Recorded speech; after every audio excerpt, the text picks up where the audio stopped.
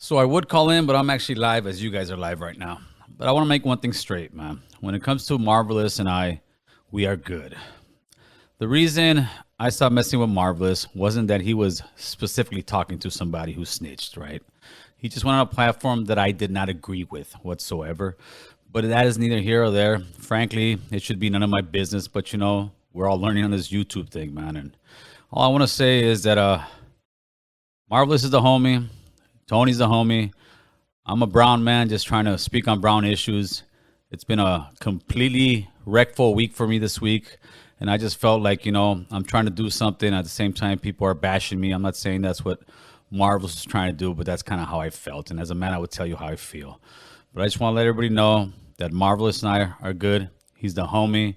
I will definitely have him back on my platform. And Tony, if you would, maybe next month you could have Marvelous and I on your platform so we can show people we can come together. You guys have a great one and enjoy the show.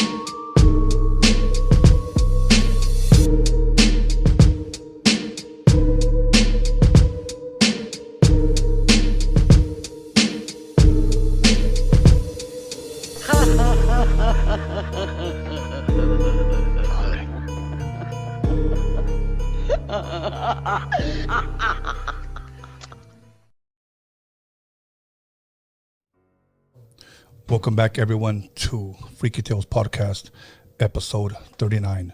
And today's a very special Freaky Friday for me and for you as well, because today I get to introduce my new co-host. So without further ado, I would like to introduce once again everyone to Marvelous Inc. Thank you, Tony, for having me. And it's a pleasure to be a part of this show, this platform. And it's something I'm looking forward to, talking and getting into. That's right. Absolutely. So I want to thank once again everybody on the live chat, everybody who's patiently waiting. You know, many people DM me and ask me, why does it take so long for the show to start? Number one, I've always just said it in past episodes that I like to give at least a 10-minute, if you will, intro so that people can log in. And that way, when they log in, they already see the show when it starts. A lot of times, if we just start the show, you guys are going to say, when did it start? So I always give everyone at least 10 minutes. Then after the show, we crop that 10-minute off. So that way, when you press play, you get the very beginning of the show. So that's how that works. So other than that, you know what? Once again, Marvelous Inc. is now my new co-host, and I'm very, very excited. Many people have requested him back. He was on a month ago. We had a great episode, and there's many people watching. So we're just going to go ahead and jump right into it. So, but Marvelous, before I begin to bring up certain topics on what we want to discuss, and then eventually in the show, we'll get into some of the the phone calls. Right. How did you enjoy your first Freaky Tales episode last month when you were here? I enjoyed it really well, bro, because it was like it's just something natural, like the questions that are coming at you, and I'm able to articulate my stuff instead of just like it just seemed more natural, bro. I don't know. I just like more like going with the flow, and I like it, bro. It's a diverse, like, we gotta talk about everything. You know what I mean? And whatever the audience wants to, whatever I could give my explanation for things or examples about things. I do it to the best of my ability. But I mean, I liked it, bro. I like this show. I had never seen it. I thought Freaky Tales was something else, bro, like you drinking or something like that. But finally realize that you have like 3 different ones, and I'm like, oh Yes. shit, that's dope. You know, Yes. more content for, you know, to reach out to everybody. You know what I mean? Exactly.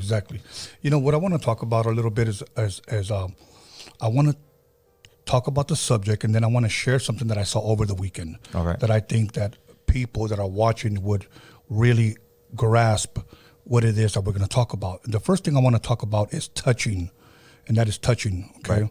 And now, I guess my question would be is, can we bless or curse someone by touching them? In other words, laying on of hands. Now, having shared that, allow me to share and elaborate something that I saw over the weekend. I saw on, I believe it was Dateline, where they talk a lot about like murder mysteries. And they were talking about this Latina detective that was in Santa Ana. And to kind of give you a long story short, they started finding out that there were women that were just ended up missing. She began to investigate. There were 4 women that were found dead. They ended up finding the killer. Okay, they brought him in. They couldn't get him to open up. You know, detective after detective was talking to him, and he wouldn't speak. Then they got smart and brought in a Latina detective.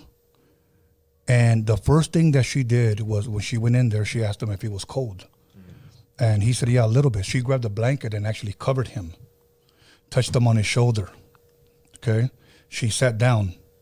Would you like something to eat? And he said, yeah, I would like something to eat. She touched his hand. Okay. He got something to eat. She got something to eat. Right. You know, okay, I'll be back. She touched him again. Little by little, by her touching him, I guess he began to feel more comfortable with her. Mm-hmm. And he began to open up and confess to everything. Damn. You know, contrary to what the other detectives were like, you did it, just tell us where the bodies are at. Mm. Okay, but it started with the touching. Okay. Right. Now, so she brings out all these 4 pictures of these women. So these are all the women, right? And this guy opens up and says, yeah, but there's one missing. He felt that comfortable and gave up another girl. Damn. Yeah, so I guess what I'm saying is this, that many times people can be blessed by a touch. Many times I believe people can receive something else by a touch. For my example, my grandkids, and you have children as well. Right. I'm very affectionate with my grandkids. I always hug them. I always kiss them. Te quiero mucho, mijo. I love you, especially my grandbabies now. I play with them. I play with them catch. I hold their hands. That's a form of intimacy. I walk with them. They grab my hand. I pick them up. They hug me. It makes them feel loved, wanted, and needed. They grow up with that self-worth that alguien me quiere, somebody loves me, okay? Now, what happens to people that don't grow up like that?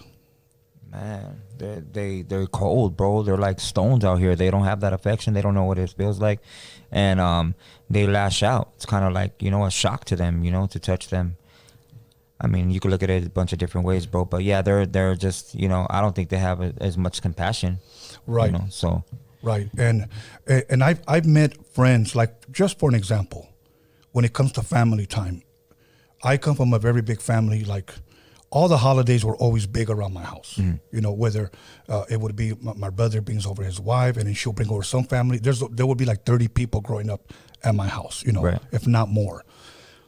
I knew friends that they would go home to an empty house. Mm. And I would always say, just come over my house. Mm. And then when they would come over, they became a different person because they felt the love. Mm. I guess sharing that is watching that Dateline special. I possibly saw a man, not saying that he's innocent, because he's guilty of murder. Okay, mm-hmm. He was a cold-hearted killer. But what this person, by touching him, did, it began to open him up, mm-hmm. and he just confessed. Mm-hmm. Now, on a different aspect now, I truly believe, since we're talking about touching, that a person can carry either an evil spirit, or some people may say negative energy, and could actually touch you and cause something to transfer from them over to you. Do you believe that? Yeah, I believe that to be fact, bro.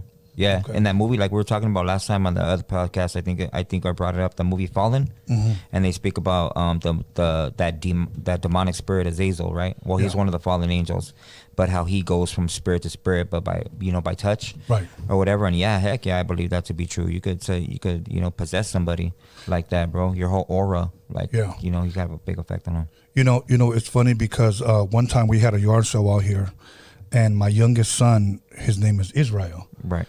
And you know how sometimes we have, we call it in Spanish un remolino, that swirl on your hair, Right. Swirl. Well, he has two. What? Damn, Yeah. that's crazy. Yeah, he has two, and he was actually born 9999, like one day out of the century. I Yeah. prefer that over 666. Okay. You're right. So one day, a Filipino lady passed by, and she saw him. He had two swirls. He was just a little boy, and that she said, "Oh, that's bad luck. I have to touch him." That's what she said. I said, "You're not going to touch him." So Yeah, I'm go sorry, ahead. bro. You know, in our cultura and the Mexica, bro, he has two swirls or anything marking of the head, like a birthmark. Their head would be wrapped right away, and they would be taken to the high priest, bro, to start learning that, because it's really prophetic that they would be more enlightened than others, right? And they would start to grow out their biochli, their warrior braid immediately, you know. Really? Yeah. Wow, I didn't know that. Mm-hmm. That's why I'm glad you're here, because you educate me and you educate them. Yeah, so that's real special.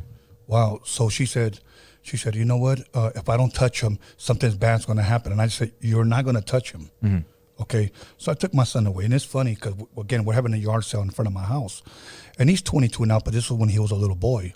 Another woman came by, and it was a Latina woman. I'm not sure si era Mexicana or whatever she was. Mm. She saw the little swirl on his head. And you know what she said? Oh, wow, that's good luck. So, like, I'm thinking, so in some cultures, it could be a little bit different. But Yeah. I guess I go back to the point of she wanted to touch him.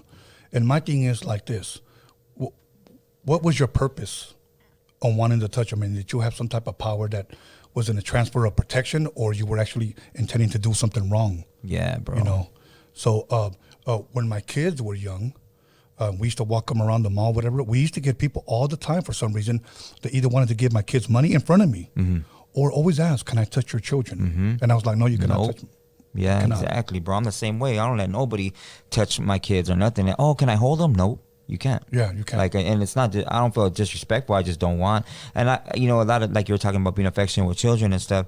I don't know. I don't agree with kissing your kids. Like, I see some parents kissing their kids in the mouth and stuff, and I just don't like. Man, I don't know. It bugs me for some reason, bro. I don't know. Yeah, no, you're very right. A lot of people do that, but you know what? It's funny that some families won't kiss their kids in their mouth, but they'll kiss their dogs in the mouth. No, it's just the truth. Yeah. You know, and to me, I don't do that. I kiss my grandkids either in the forehead or in their cheek, or I grab their hands and I kiss them. When I put them to bed, I tell them, tell me you're a king. I'm a king. Okay, I love you, baby. See you later. Good night, whatever. But I'm very affectionate, not only with me touching them in a loving form, but también with my words. You know, because with our words, we can either break somebody down or lift somebody up. And I believe that if I wasn't able to speak, I could possibly even bless and lift someone up by touching them. Yeah. Many times by shaking their hands, by a hug or a pat on their back, or lifting up their hands like if they're a winner or something. Right. Touching could be very, very affectionate. Or should I say, what is the word I'm looking for? Could be very, where it blesses someone, you know. Uplifting. Yeah, very uplifting. That's the word I'm looking for. But let's look at the other side. In the Bible, I've read many times, and I always encourage people not to read the Bible as a religious book, but I read it as a book of history. Many times, how were people healed? Many times by Jesus touching them. Right. He would touch them. He would raise the dead by touching them. He would heal the blind by touching them. You know, the deaf can now hear, and you know, the mute or the dumb can now speak. You know, and it was all by touching them. So I believe that many blessings can come from a person touching another person, but that's a person with a righteous spirit. You know, now there's also another passage that says, "Lay hands suddenly on no man," meaning you shouldn't be able to. You shouldn't touch everyone. Facts. It's Facts, true, bro. Yeah, it's true. You know, now I do believe that in either some cults or some religions, well, I don't even want to use the word religion, but in some cults that some people can transfer something negative over to you by touching you. Right. You know, we touched about it in the movie Fallen. I believe that's a great example. And for those of you that have never seen it, it stars Denzel Washington, and it's called Fallen. I believe it came out late 90s, if I'm correct. Right. This has nothing to do with what, I mean, I don't think it does, but it was funny because I was reading up a while back on in India, bro. They have gangs over there, and I was researching gangs like on different places, and you know, and what they have to do with tribes and whatever. But in India, they have like gang members, bro, and they're like actually like, I mean, not like over here all banged out, but they walk around holding pinkies. Like, yo, they'll have 4 guys and they're all holding pinkies, like trying to bang on other guys. It's crazy. Like intertwined? Yeah, like intertwined. Like they're walking around just swinging their arm, like holding each other. Wow. That's crazy. Wow. I wonder why that is. I don't know, man. You know, and when you look at it, another thing about touching or especially holding hands is many times when people pray, either they hold hands or they get in a circle and they hold hands. Yeah. You know. Yeah. But I would like to encourage people. Many times you will come across people that all of a sudden, for some reason, either want to touch you or want to touch your children. Mm-hmm. You know, you don't really know what they're carrying or what their intentions are. So I warn you to not allow them to. Mm-hmm. So anything else you care to elaborate on that? No, you did it perfectly, bro, about that part. Okay. Yeah. Okay, now, many years ago, my father introduced me to a movie that started Tony Curtis, and it was the story of Houdini, mm-hmm. the magician. Right. And Houdini was very close to his mother, and his mother had passed away. And after that, he just devoted pretty much his entire life in contacting his mother. Mm-hmm. Okay. So my question to you is, do you believe that it is possible that we could speak to the dead? Yeah, not the dead, but the spirits that are here. I don't believe that the dead that are of the Most High, that were created by Him, those have gone to their judgment and they're reincarnated. But the abominations, and I'm just speaking biblically, those are trapped here, bro, under the firmament. So when you do call on a spirit, whether you think it's good or whatever, essentially it's bad, because those are the ones that are trapped here. Those are the ones that are trying to possess people. Those are the ones that are mocking God. Those are the ones that are just out here, bro, causing mischief and havoc. So many times, say like a seance, okay, right, for an example. Say we have 5 people here and we're trying to contact, somebody named Felipe. Right. We miss him. We want to talk to you. We want to hear from you. Mm-hmm. I believe you could correct me if I'm wrong, or you can elaborate on it. Right. Many times we could be calling on him and some spirit could just answer and say, it's me. Yeah, exactly. And my thing is this, that, and I'm not trying to take this away from anybody, but there are many people that have loved ones that have passed away, and they'll hear like either footsteps in their home or maybe a door will open, and then they'll say that was my father. Mm-hmm.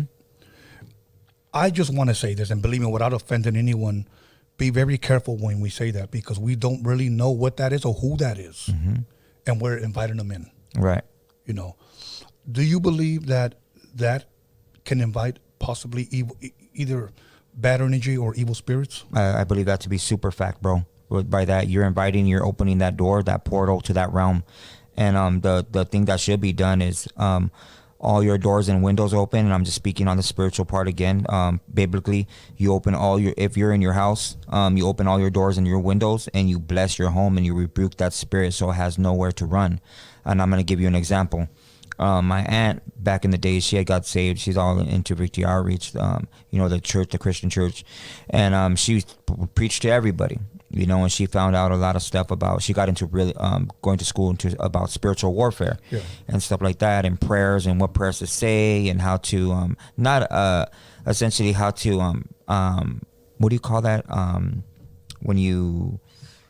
my God, when you're trying to get a bad spirit out of somebody, possession, what do you call it? An exorcism. Okay. Right.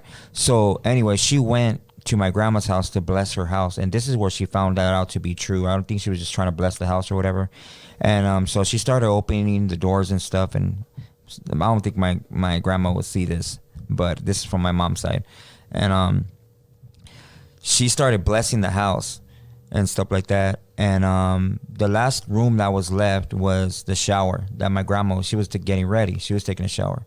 So, and these are from several people's statements that were talking about it. And I remember being young and hearing about it. I'm like, damn, I don't want to hear about that shit. That shit's like sounds ugly to me. Like it just gave me like the chills, bro.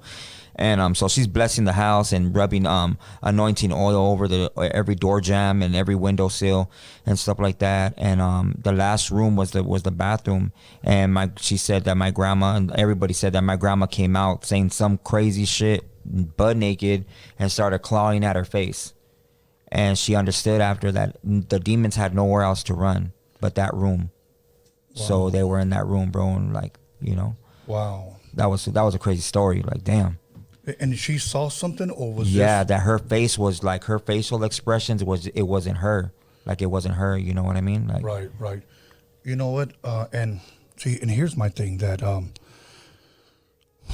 wow, that just opened up a door for me to ask a lot. But now, I think a lot of times people are playing, so to speak, with fire when they, you know, are trying to reach out to their loved ones. You know, many times, yes, you know, I lost my mother, I lost my father, I lost a brother, and many times you get desperate because you miss them so much, and you do want to hear from them. You want. That's why sometimes we always say, "I wish I hadn't had a phone." Okay, but some people take it too literal and begin to reach out to them.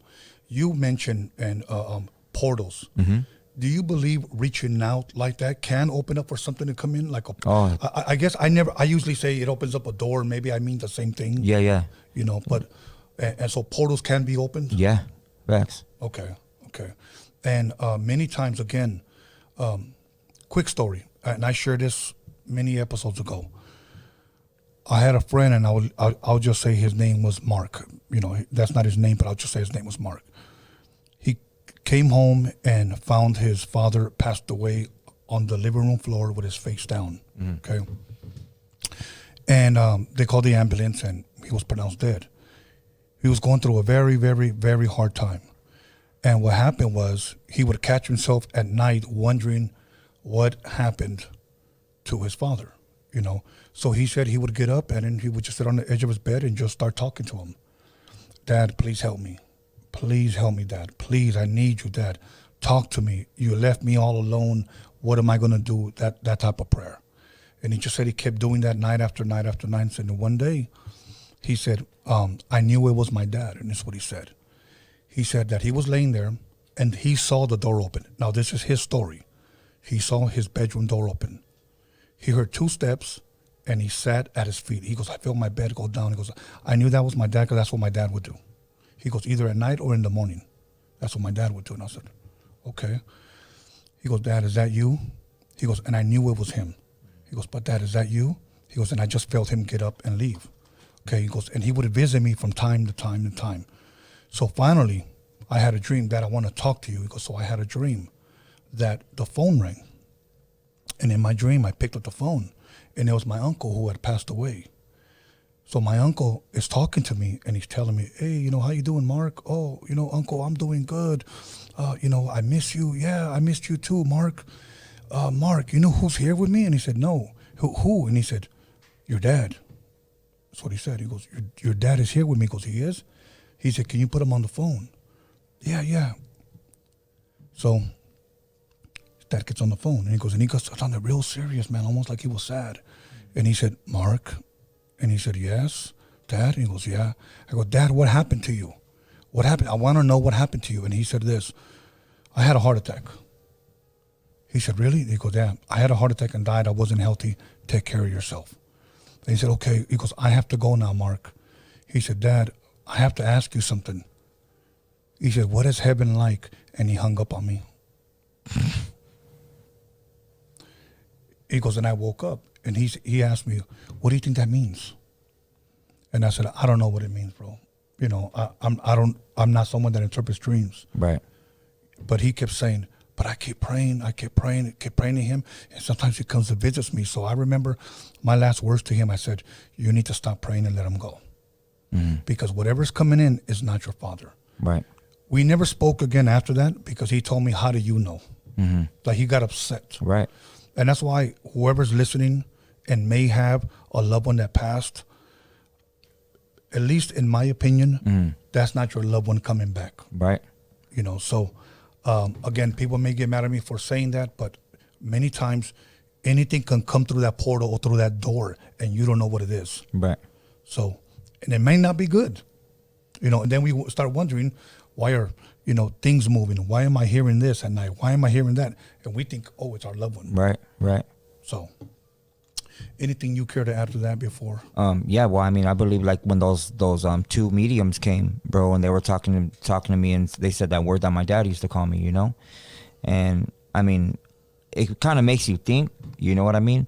But me studying that spiritual warfare, the Book of the Dead, like all that stuff, bro. I knew what it was, bro. It's not nothing. It wasn't my dad. I know that for a fact.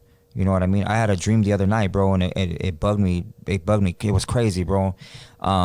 And I have a lot of dreams that, and it's crazy, you know, studying our cultura in Mexica. It was a big thing that when we woke up in the morning and our children, we would gather together and we would tell each other dreams. And if it was prevalent enough, we would go to the high priest and have that deciphered on what prayers to do or what we were supposed to do, you know? Right. So, in my dream, bro, I'm a younger man, maybe in my 20s, and I don't know why I was up north for some reason somewhere, and I have this bike, and I'm in this neighborhood, and there's a bunch of there's a bunch of northerners, bro, and they're everywhere on every side of the street you can imagine, and I'm like, dang man, I'm gonna get banged on right now. Like, what am I gonna do? And I'm trying to look at a piece of my bike that I could take apart or whatever, right. And all of a sudden, there's like 3 of them on me, and they're like, hey, where you from, Holmes? And you know, I'm telling my neighborhood, and after that, we're in this house, and in this house, bro, there's like 3 couches, and there's a bunch of veteranos, and they're older, bro. They're like in their 50s and 60s, and they're just looking at me. Everybody's looking at me, bro. And the one veterano, he's standing up and he's telling me, you know what time it is? Like, he's telling me, you know what time it is? And I'm like, damn, there's nowhere to go. Like, you know, can I run to the bathroom? If I jump out the window, like, you know what I mean? Is there something I could grab right here that's gonna help me? And there's another guy saying something to me, another veterano on the couch, and he's looking at me and he's saying, use your tongue. He's saying, use your tongue. Say it. And I'm like, what? Say what? And he's saying, Tali. And I'm like, what? Like, and I woke up, bro. And this is real shit. I woke up. It was like 3:30 in the morning, 4 in the morning, bro. And I ran to my tattoo room and I wrote this name on the wall. I'm like, this means something. When I wake up, I'm gonna see what it means. What's Tatli? It was Tatli. And I was like, damn, you know, what is that? So in the morning when I got up, I Googled it, Tatli in Mexica or Azteca, and it means father. Sin Tatli, it means father. And he was telling me, say father. Say like, and like, it bugs me, bro. Like, what does that mean? You know what I mean? And it's a real word. You ever have a dream where you see people in your dream and it's like, I know these people are real people somewhere. Who are they? You know what I mean? Yeah. So it's like, it was a dream that I don't know if I'm supposed to say it, but yeah, it was crazy, bro, because it's a real word. Sintali. Do you think maybe because you were surrounded by these people that he was telling you to say it, maybe to call upon your father? I don't know. Right, exactly. Yeah, I mean, and then sometimes, you know, like I said, you know, dreams, many of them can have interpretations and many of them are just dreams, you know. But, wow, that is, wow. Okay, now, switching gears here up a little bit, I had something that I wanted to bring up, and this is something that people have asked me in the past to touch on. And I somewhat have touched on it briefly in the past episodes, but I'm going to ask it and then you just kind of elaborate and then I'll pick it back off of whatever you say. Okay, is it possible to buy something new or used at a yard sale, swap meet, thrift store, and it have something negative, like negative energy or something evil attached to it? Yep. Facts. Okay. Yes. Okay. We leave our energy on anything, on this water, bro. Our frequency vibration from our pineal gland can generate either goodness or ugliness upon this water right here, or anything organic, bro. It clings to it, you know. So I'll give you an example. When I do some of my classes, bro, I tell people how strong your pineal gland is, bro, and your words that you say, or the pronunciations of the words, they're either good for you or detrimental to your spirit. So, like, for instance, if I take 2 of your blood cells out and I put them right here on the table, and I tell one, or say you're in a relationship, bro, and like that's the best example, and you tell your girlfriend beautiful, or you say to the other blood cell bitch or whatever, right, and you put them under a microscope, the one that you said a higher frequency that comes from the 13 higher realms, that resonates goodness, bliss, beautifulness. It creates the most beautiful design, like really nice, bro. Imagine all your blood cells transforming in your body and traveling. That's where feelings are. Feelings, the definition would be the physical manifestation of the frequency that's being emitted to you. So if I say something ugly to you, like the B word, right? That actually creates little cracks and a distortion in your blood cell. Now that traveling through your body is going to make you feel ugly. Yeah. So the same thing to this water. I tell people to get 3 mason jars, glass jars, fill them halfway with rice, all white rice. And every morning for about 2.5 weeks, 3 weeks, a month, whatever, get these bottles of rice and say nothing but beautiful things to this rice. And you could do it as a family if you wanted to, and then put it away. Get the other one, say bad shit to it, put it away. The other one, ignore it. Don't say nothing to it. In a month's time, gather all these things of rice or anything organic, bread. You could do, I mean, something that's not going to rot right away. You know what I mean? Right. But look at it. See what happens. The white rice that you told good things to is going to stay nice and white. The one that you said ugly things to, it's going to start to gather mold and be ugly. And the one that you ignored, that's the most important one. What do you think is going to happen to that? Oh, wow. What do you think is going to happen to that, bro? That's a question. My bad. I guess we're liking them unto people, you know. And I think the person that's ignored, I kind of likened him almost to that person that killed these women. That was probably never loved, never encouraged, never motivated, you know, never. Facts. And they have no morals. They grew up on their own. They don't know possibly what's right, or maybe they do, but they determine their own morals, what's right and what's wrong. Right. They never learned. They never grew. It's going to end up being just as rotten and moldy as the one you said bad things to. Because within and the good representation of people, bro, you said, I'm going to use people as an example. Well, if you're ignored, your pineal gland starts to resonate bad frequencies. I'm not wanted. Nobody likes me. I don't have a girlfriend. My friends don't like me. I'm not part of anything. And you start to give yourself bad shit. You literally are killing yourself, bro. And another example I give people is, say you had 2 twins, or you have a brother that has cancer, and you go into the doctor's office and the doctor tells your brother, hey, bro, you got cancer. You only got 6 months to a year to live. And you have the same amount of cancer in your body. But we don't tell you anything. Who's going to die faster? Your brother. Yes. Because every constant, daily, bro, he's bad energy, bad frequency. Wow, that's deep. That's deep right there. And you're absolutely right. That's why I like to say that with our mouth, with our tongue specifically, we can lift someone up, bless them, encourage them, motivate them. But with our same tongue, we can break somebody down. Facts. You know, and when you said ignored, it's very, very, very, very true. You know, man, you know what? That's deep right there. But with that rice example, I think some people should try it. You know, look, I've known of women that have been in bad relationships. Okay. And they were verbally abused, not physically abused, but verbally abused. You're too fat, you know, and they weren't even fat. You have stretch marks. Nobody's going to want a woman with 3 kids. You know, you don't have a job. I support you. In other words, you are nothing. Right. You know, meanwhile, stay home, be faithful while I go out and cheat. It's crazy. Okay. Then what happens? She finally, let's just say that he leaves her. She moves back home with her parents, because this is the true story. She finally meets someone that sweeps her off her feet, tells her she's beautiful, she's worth it. You know, you're the most beautiful woman I've ever met, and she believes it. Now she becomes an entirely different woman. So guess what?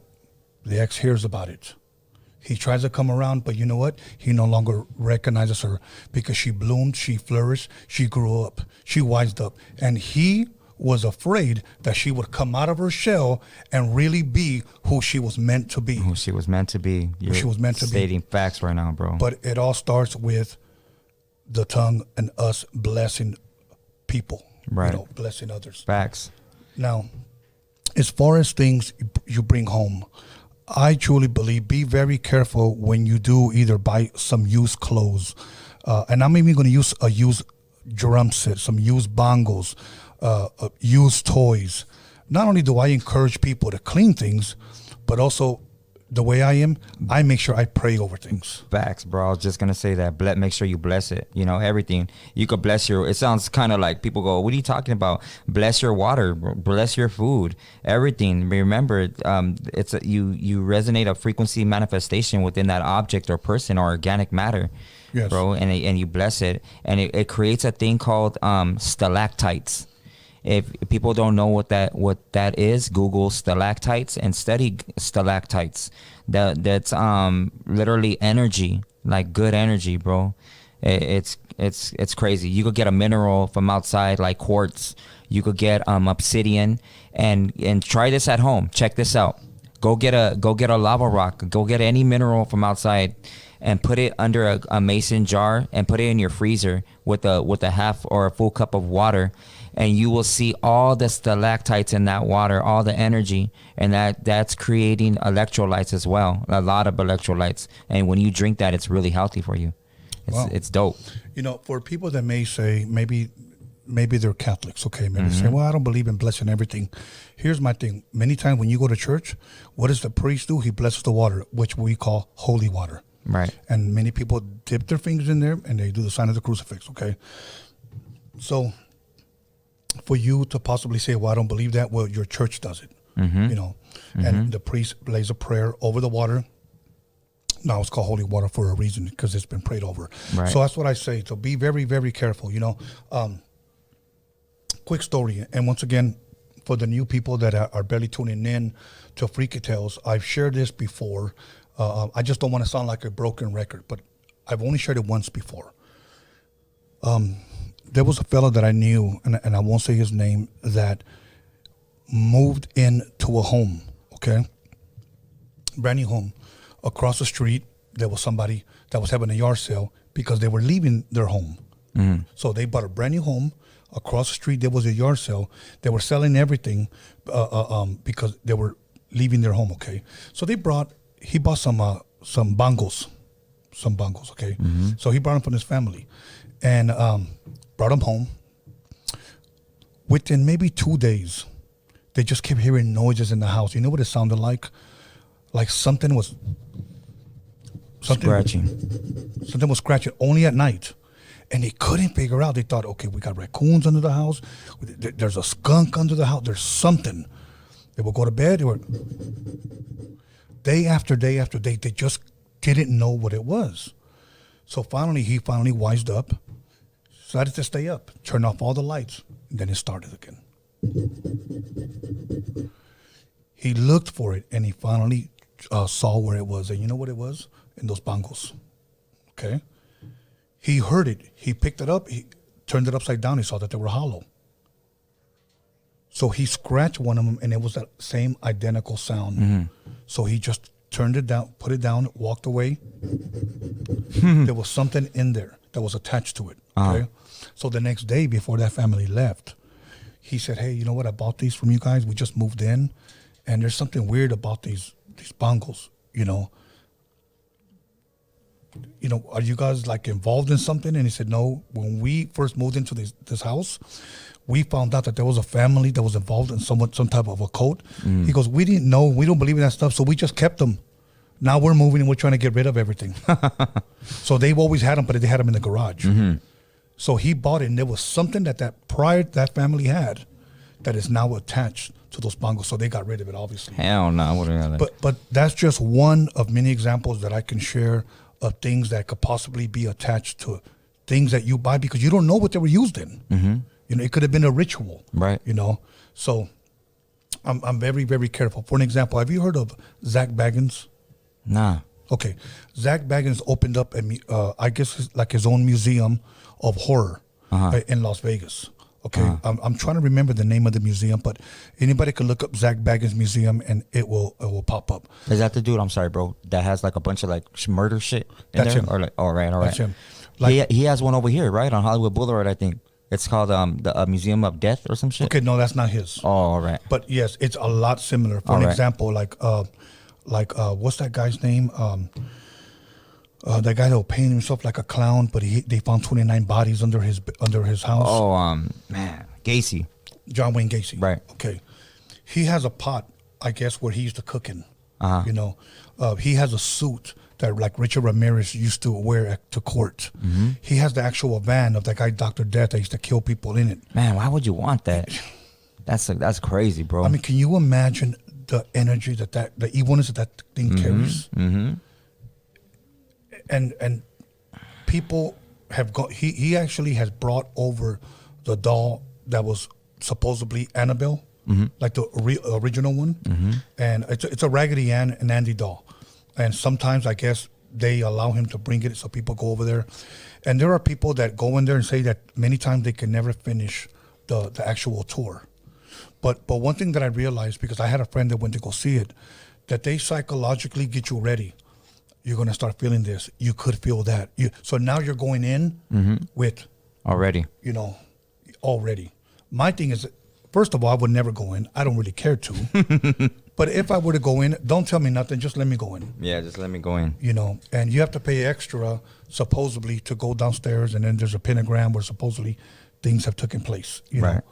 But what I'm saying is a lot of those things carry energy. I don't know if I asked you this, but let me just give you an example. Say that you decided to take this museum tour. Let's just say hypothetically. Right. Zach Bagans walks up to you and he says, "Hey, you know what, man? You're about Richard Ramirez height." No, I'm not. Okay. I would give you $1,000 to try on Richard Ramirez. So just Hell take a no. I'm not putting that on there. Probably has pubic hairs and all kinds of nasty shit. Dirty ass fool. Okay, but say, let's look at it from a spiritual sense. Do you think that there are things attached to something like that could possibly cling onto you where you could bring back home? Yeah, bro. There's a lot of dirty stuff, you know? There's a lot of dirty stuff, bro, and I'm sorry I'm laughing right now, bro. I was thinking of something where I was talking about that suit, right? Or that suit that you're talking about. It's so dumb, bro. It's a dumb little story, and I hope you don't mind. I don't know why I'm sharing this part of this, but yeah, you don't know how they conduct themselves, what they do at home. If they don't wash their hands, they could be the dirtiest person, bro.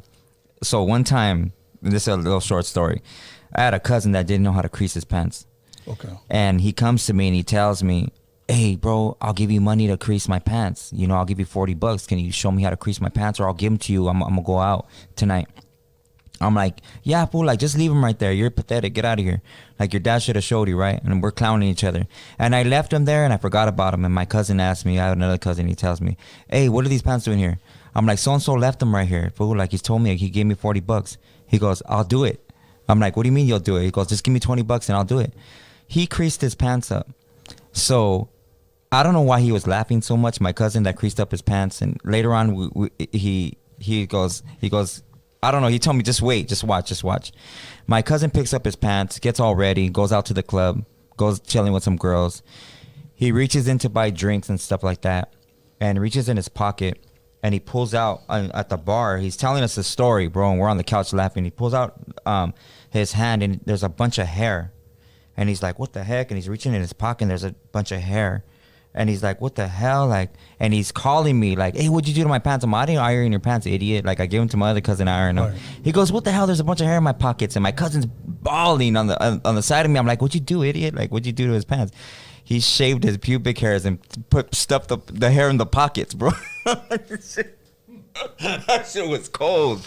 But I'm just saying, like, you know, you don't know what nobody's doing. These dirty ass dudes. Like, I don't like to try nobody's clothes on or nothing. If you wear something, keep it. You know what I mean? I don't want it back, bro. Yeah. Okay. So you wouldn't try on Richard Ramirez? Hell nah, I wouldn't try nothing. No, but nobody wore it, bro. I don't even like to borrow people's sweaters or nothing, like, you know. Have you ever heard of that one guy, Dr. Death, the guy that would kill people? Yeah. Would you drive his van? No, I wouldn't want to, bro. I mean, from what I know and studied on, bro, I wouldn't want to drive none of that shit. I don't want to be around it, that whole aura, yes, or that energy, like you said, bro. That shit's real. It's real. And that's the point that I'm trying to make. Is a lot of times, for an example, people move into homes and don't know whatever happened there. Like that one home. What's that home where that guy killed his family, and then it happened to the other guy? I forgot the name of that family. The Amityville horror house. That shit bugged me, bro. When I seen that movie, I didn't even want to see that shit. Yeah, you know, and I shared this, I believe, a couple of episodes ago. That down the street there was a guy that got fired from his job, and in the middle of the night he killed his daughters, his 2 sons, and his wife, and then he took his own life after he called the cops on himself. Damn. You know, now here's my thing. Now that house went up for sale. Somebody bought it. First of all, I don't care how cheap it is. I'm not moving in there. I'm not moving in there. I would never allow my children to sleep in a room where somebody killed his kids. I would never allow, you know, whoever I'm with or wherever I'm going to lay my head, knowing that this guy killed his wife right there. I'm sorry. I'm not going to do that, you know. And I think many times when people move into that home, I don't care if you take out the carpet, I don't care if you've painted the walls. I think many times that murder draws evil, either people want to say negative energy or evil spirits. Right. And the house may look new, but there's something there. Right. It could be the nicest mansion, bro. I'm not moving in there. Yeah. So, okay, we have a couple more minutes before we take our intermission, but I want to bring one thing up, and I want to ask you something about books. Somebody told me this years ago, and somebody also referred to a movie to me that I saw, and it was called The Ninth Gate with Johnny Depp. Okay. And in the movie, they quote what I heard many years ago, that not all books, or be very careful with certain books, not all books should be opened. Okay. Do you believe that? Right. What you're reading, you're manifesting, bro. It's like the seal that's upon a certain bloodline of people that are here, tribes. And the minute we have a protection on our spirit, point blank, when we're born. But the way they get us to open these portals for them is to manifest that energy, bro. So when we sing along to these songs or we read those words in books, these are incantations, bro. These are spiritual things that we're doing. We're opening doors and we had no idea. So you could read the Harry Potter book, but you have no idea the spell casting that you're doing, the portals that you're opening. It's crazy, bro. Wow. Yeah, I believe that too, you know. And in this book, I if you guys want to check this movie, I should say, if you guys want to check it out, it's called The Ninth Gate, and it stars Johnny Depp, and he's actually in search for a book that contains certain pages that are autographed, if you will, or signed by Lucifer himself. So he is traveling pretty much the world, finding. He has one. He finds out that a family in Europe has another one, and somewhere else another family has another one. So he goes and he finds, if you will, mistakes in one, mistakes in the other one, but comes to find out that all those three are really one book. Not one book is right. They're only right when they're all together. Okay. So he has 3 pages that are written by Lucifer here, 3 pages that are written by Lucifer there, 3 pages that are written by Lucifer there. He takes out all the pages, and they're 9, and that opens up the 9th gate for him to go in. Okay, a portal. Right. A portal. So, I guess going back to that, there are books. I believe that, like what you said, what you read, what you say, can open up, you know, portals. You know. So, but you said even songs. Yeah, bro, songs. Anything that we're using, and it's called a guttural language. That's like an ancient language, like Aramaic and Hebrew, or ancient Paleo Hebrew. It's the guttural sound. I don't even know if any tribal members keep that, and I'll give you an example. In martial arts, they tell you to yell when you're punching. You manifest that chi, which is your chakras. They all gather up from your gut, and you're able to hit harder and stronger, and it works, bro. It's called like here, like from the bottom, you know, and the same like the name of the Most High. When you translate the ancient Paleo Hebrew word for the word the Most High, it comes out to YAH, Yah, And it's crazy because that's the encoding of our DNA, YAH. Yeah. So it's a trip, bro. You know, when you put all these things together and you're like, wow, man. Okay. And but back to books, you know, because many years ago somebody wanted to give me the Satanic Bible written by Anton LaVey. Just read it. I'm not going to read that, man. I'm not going to read that because let me tell you something. There are certain things that I'm just not going to play with.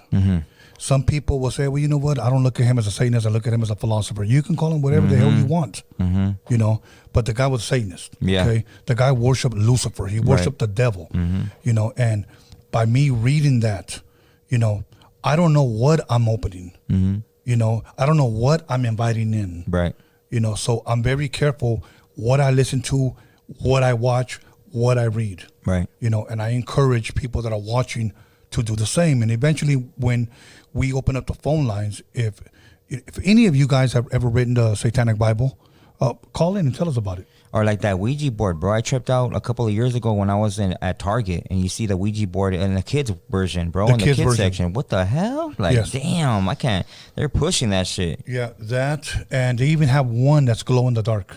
Yeah. You know, now here's the thing. Okay, I tried playing with the Ouija board years ago. Now, I'm not going to lie to you. And when I say years ago, I would say I was probably about 12, 13, somewhere around there.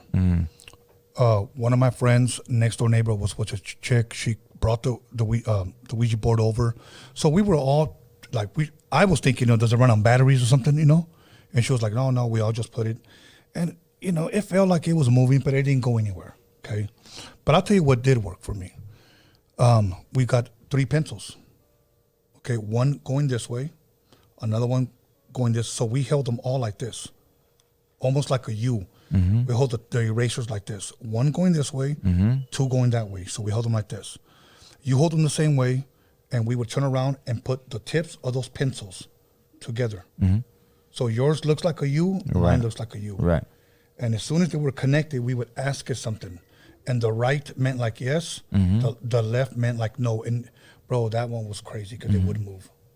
That one wouldn't move. And it was scared me because the right, when it goes up, you know, all we're supposed to do is just hold it. And I straight said, is this the devil? And it went up. Damn. Yeah, and that's I was like, oh, you know what? I'm good with that. You know, but it was weird because I was playing it with my brother, and it was giving us all the answers. Like, so there are certain things. Again, now think about this. I got scared, but imagine that in the wrong hands of somebody that likes that power. Oh yeah, definitely. They're gonna keep fucking with that. Yeah, and then not knowing eventually what they opened, what's in the room, what followed them home, what's now attached to their brother or to their sister. Yep. Okay, so. Okay, let's just touch on something else. Okay.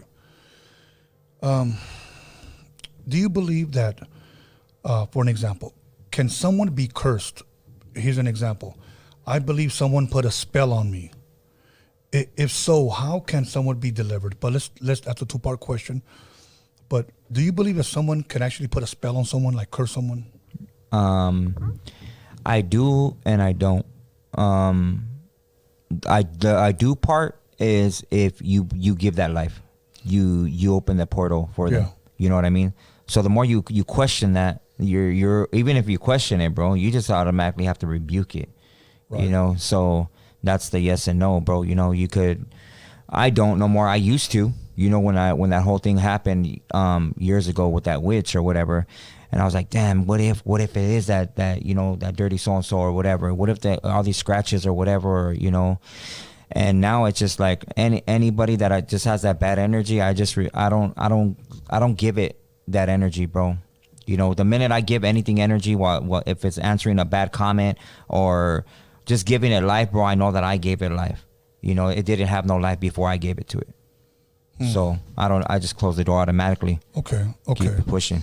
I've interviewed women here, and I don't mean this by no disrespect, but because I'm so uneducated in this subject, I'm going to say it this way. I interviewed certain women here that considered or called themselves witches. Right. Some say that there is such thing as a good witch, and some say that there is such thing as a bad witch. But I will say this, that if I interviewed about 4 of them, they all agreed to one thing, that when you put out a spell on someone, they say it better be, it really, really needs to be worth it. Because it's going to come back to you. Yes, it's going to come back to you. And they've all said that. So many times for people that think, oh, they're going to hurt someone, it's really going to come back to you, you know. So I always tell people, be very, very careful when you go and think you're going to see this one woman and, you know, you're going to curse your ex-boyfriend, or you're going to curse your ex-girlfriend, or you're going to curse that dude because you don't like him or whatever. It's going to come back to you. Right. So my thing is it really, really worth it? No, Right. it's not. And it's like you were talking about earlier, bro, not to change the subject about anything, but you manifest that reality, bro. Like a lot of people that are in relationships, they say, oh, you know, you're probably cheating on me, or you're doing this and you're doing that. That eventually is going to happen, bro. You keep on doing that. Either you're going to cheat or she's already been a cheater, you know, so you manifest that thing into reality.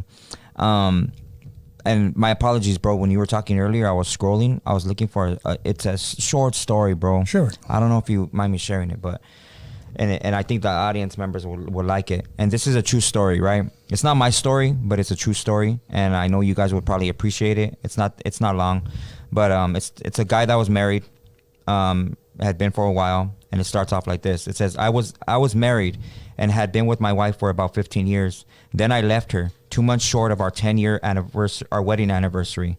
We were parents of 2 beautiful children who are in their late teens now, but were only 7 and 9 years 9 years old when I walked out. Sorry. I traveled for work and stayed in different hotels at least 3 times a week. That's how I met Eve. So he meets a new woman. We got to know each other over time. We became Facebook friends. We sent messages to each other every other day and night. She was also married and also had 2 kids. We had so much in common. We soon fell in love, and I felt like she got me. This was all during a very trying time in my marriage. I wasn't happy. I didn't look forward to going home. My wife had put on a little bit of weight. We hardly spoke to each other, and she always looked so miserable. Little did I know I was the reason she was so down and depressed. I didn't pay her any attention. I took her for granted. I was too busy wishing my life was more exciting and being romanced online, spending all my free time thinking of how I could get out. I believed that she didn't love me. I convinced myself that she never cared about me or my needs and wants and wishes, and that all I was a paycheck. She spent all her free time taking care of us, our kids, making our suppers, doing our washing, making lunches, doing homework projects, shuttling the kids to sports, taking care of the pets and love that we love so much, their friends, and had a job all of her own to top it off. Every time she spoke to me, all I heard was nagging and whining, but she was actually begging for my attention. And a weekend away, maybe a date night, a movie, everything I ended up doing with Eve behind her back. And after I left my family, we argued and fought because we felt unheard by each other. And yet that was all we actually needed, was to listen to each other. Part 2. I moved to another province with Eve. My now ex-wife got custody of our kids. I saw them every second weekend of the month. You know, the usual dad setup. Part 3. New beginnings. Life was sweet. Eve and I had an amazing sex life, a connection I believed that I never had with my ex. We had a large circle of friends. My family loved her. My kids liked her. But my ex could never bring herself to meet Eve. She felt betrayed. I hated her even more. She was so childish. She was mean. She never cared about my feelings or my happiness. I didn't care about my ex's feelings when I posted photos of us on Facebook. I had Eve in a whole new life, and it was fantastic. We were together for about 6 or 7 years, but never married. We believed that marriage wasn't our thing. I believe that 15 years with my ex, we had given it all we could, and our time together was up. There was nothing we could salvage in our relationship or marriage. Eve was my future. Eve was who I should have been with all along. Eventually, no matter how well we got along in the beginning, no matter how well I thought she got me, no matter how good the sex was, the honeymoon came to an end. Eve and I started snapping at each other, little fights here and there. I had a moment of pure realization one night, about 2 a.m., and I realized I missed the woman I had created my first home and family. I realized that if I had treated my ex-wife like I treated Eve, used the hours spending wooing my ex, that she would have bloomed. If I had stopped being so negative about her and our relationship to my family and friends, wouldn't have been so negative to her, and she would have pulled into herself and not shied away. She became someone I convinced myself I no longer knew or got along with, because I never gave her the time or affection and attention that she craved and deserved. I thought I had, but when it got down really to it, I never really did. I never really let her in. I had ended our marriage years ago with a simple decision that she was no longer who or what I wanted, and convinced my family and friends the same, and that she was no good for me. Part 4, regret sets in. I was wrong. I missed the best years of my kids' lives. I missed being a family with them. I let their mother battle with raising them alone. Yes, I helped financially, but living outside of his family, a man living outside his family has no idea what the real costs are to a single mother. While even I ate steak on the weekends, my ex-wife was living on eggs and toast. And do you know what? She never complained. She never demanded more money out of me. She never stopped let me see the kids, and never changed plans on me at the last minute. She gave up her weekends so that my mother could spend time with her grandchildren. She left me to get on with my life with Eve, and even though it must have killed her, like any relationship, it had started out great in fact, but when it got down, I decided to leave and walked out and divorced the woman who I can only say now who would have done anything for me. But I told myself that she wouldn't or couldn't. My ex-wife stayed single for about 8 years. She dated but never got involved. Her being single was kind of an affirmation for me, that nobody else wanted her, that everything that I decided that she lacked, so did other men. She actually stayed single to focus on our children. Part 5, almost there. Too late. And then came the day that she met Craig. I never thought that it would bug me in the way if she got a boyfriend. I thought that it would be great, but I was very wrong. I felt hurt. I felt jealous. I felt a little angry and maybe betrayed. She moved in with Craig. He got along with our kids. She set up a new home, a new family with my kids. It was a very bitter pill to swallow. I finally understood how she felt all these years, and it felt so rotten. I watched via Facebook through conversations with our old mutual friends how Craig spoiled her and the kids, how their weekends spent on the beach, and he surfed with my son, and they went hiking. And they finally got married. My daughter was a bridesmaid. My son was a groomsman. Craig's parents and brother welcomed my ex-wife and children into their family. They told everyone how blessed they were to be gaining a new family member. She glowed with happiness. She radiated with love. None of it was for me. My heart felt that it had been ripped out. It should have been me. Don't be me. You think that you will never be happy when you are in a rut, but it is when you are in that darkness part that you need to grip down and try your hardest. Today I live alone and still only see my kids occasionally. They are big now and harbor a lot of anger towards me for leaving them and their mother. Who can blame them? Out of all the things Eve was, she was never the mother of my children or never my true love. Just a quick question, in case people are wondering, what motivated you to share that? A lot of life circumstances, bro. You know, I'm a tattoo artist, and along comes with that, and people don't know, and I don't speak about people's personal problems, but a lot of people come and they let out a lot of stuff that has to do with their tattoos. And a lot of it has to do with relationships. As far as, you know, a little bit of me, you know, as well. And we learn from each other, bro. You know, we learn to give that good energy and how to better ourselves in future relationships, or maybe just finding that one person to satisfy our spirit instead of our needs. Okay. Thank you for sharing that. We're going to come right back. I want to touch on one more subject, and then we're going to open up the phone lines. Cool. Okay, everyone. So I want to thank everyone who's on the live chat, everybody who's at home. You know what? He just shared a very, very powerful story that we were talking about earlier, that many times with our words we can uplift and we can bless, or we can curse and break somebody down. So, but I prefer to bless others and lift them up. So with that being said, we're going to take a 5-minute intermission break. We're going to come right back with another topic that I want to touch on, and then we're going to open up the phone lines so you guys get ready to go. If you have any questions for me, or any questions for Marvelous, or a story you want to share, all I ask for you guys to keep it short, and that way we can get everybody in. So thank you guys. See you guys back here in 5 minutes.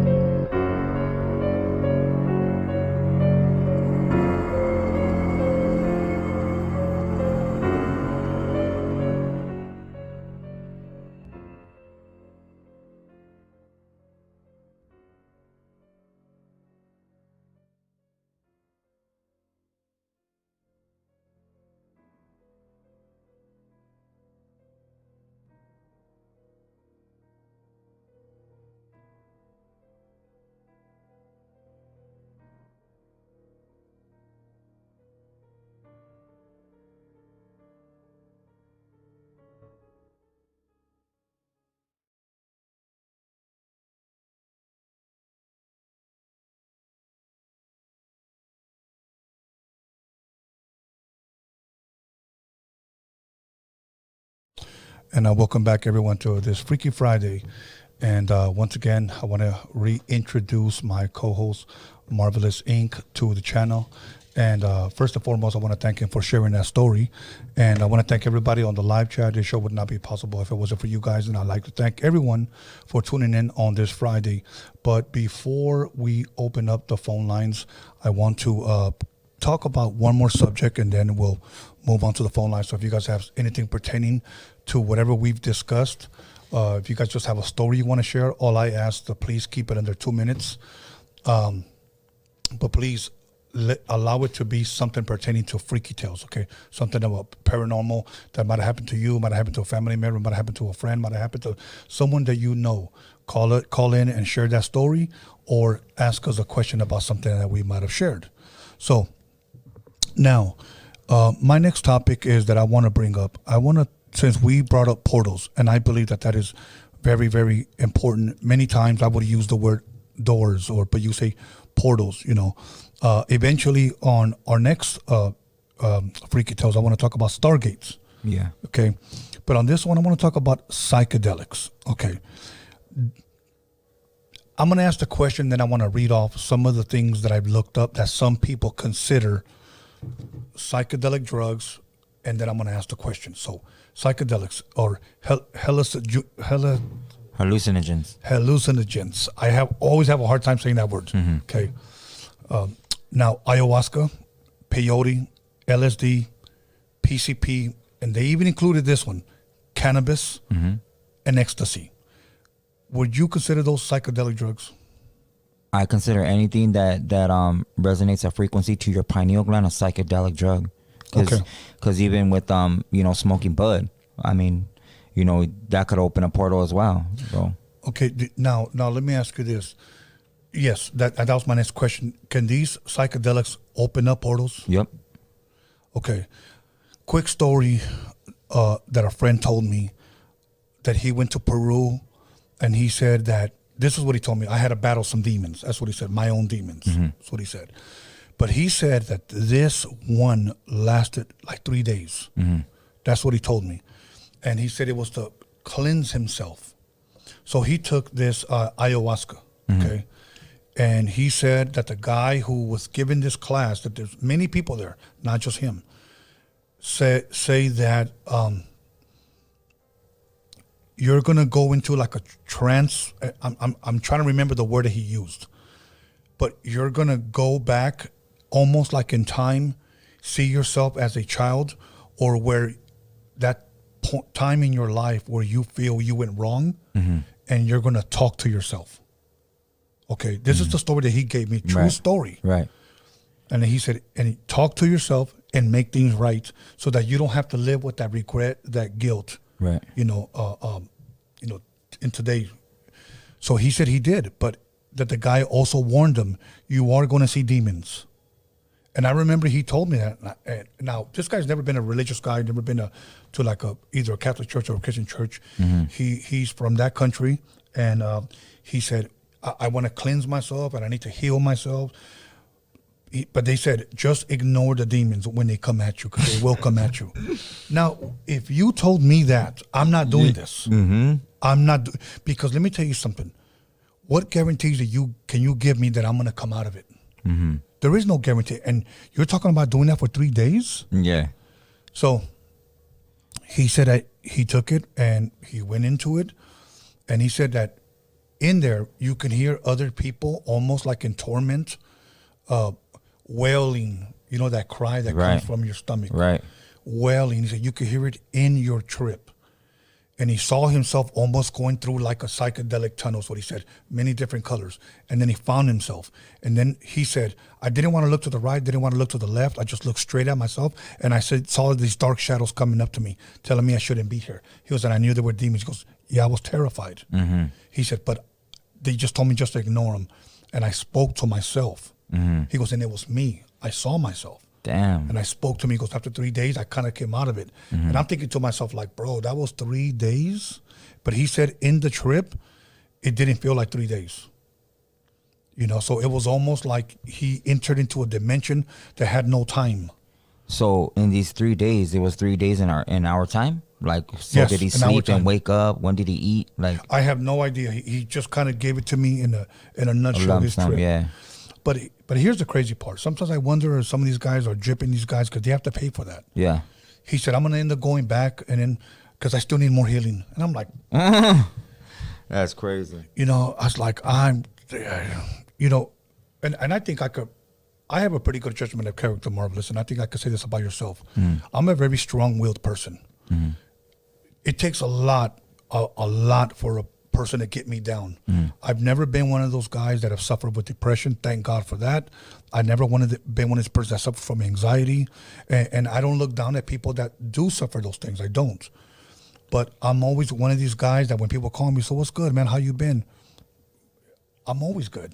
Like, I'm always good. Even when I got hit with bad news, me knowing that I'm a leader, I have to learn how to gird myself up and say, you know what? I'm going through a storm right now, but it's going to be over soon. You know, and I always stay positive. And those that are following me with family members, I always tell them, just allow me to lead. Do not worry. Do not act on impulse. We're going to get through this. Many times, imagine if we call ourselves leaders and then we panic. And we allow the circumstances to control our emotions and we act on impulse. We're just going to make everything worse. Okay. I can say that about you, that I know that you're a leader, you know, and I know that people follow you. Thank you, bro. And for people that claim to be leaders, here's what I'm going to say. Just turn around, and if nobody's following you, just taking a walk. Yeah. You know, it's something I believe that a person is gifted with. Right. You know, so, and I believe also, Marvelous, that if we are given that ability to lead someone, and if we mislead them, we're going to be held accountable. Facts. We're going to be held accountable. So back to psychedelics.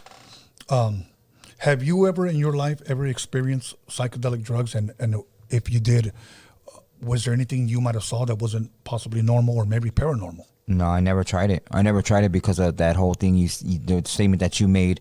What if I don't come back from it? You know, I heard a lot of stories about homies doing PCP, and they never came down. Like, them dudes were just, there's like 2 dudes that I know that stayed messed up from it to this day.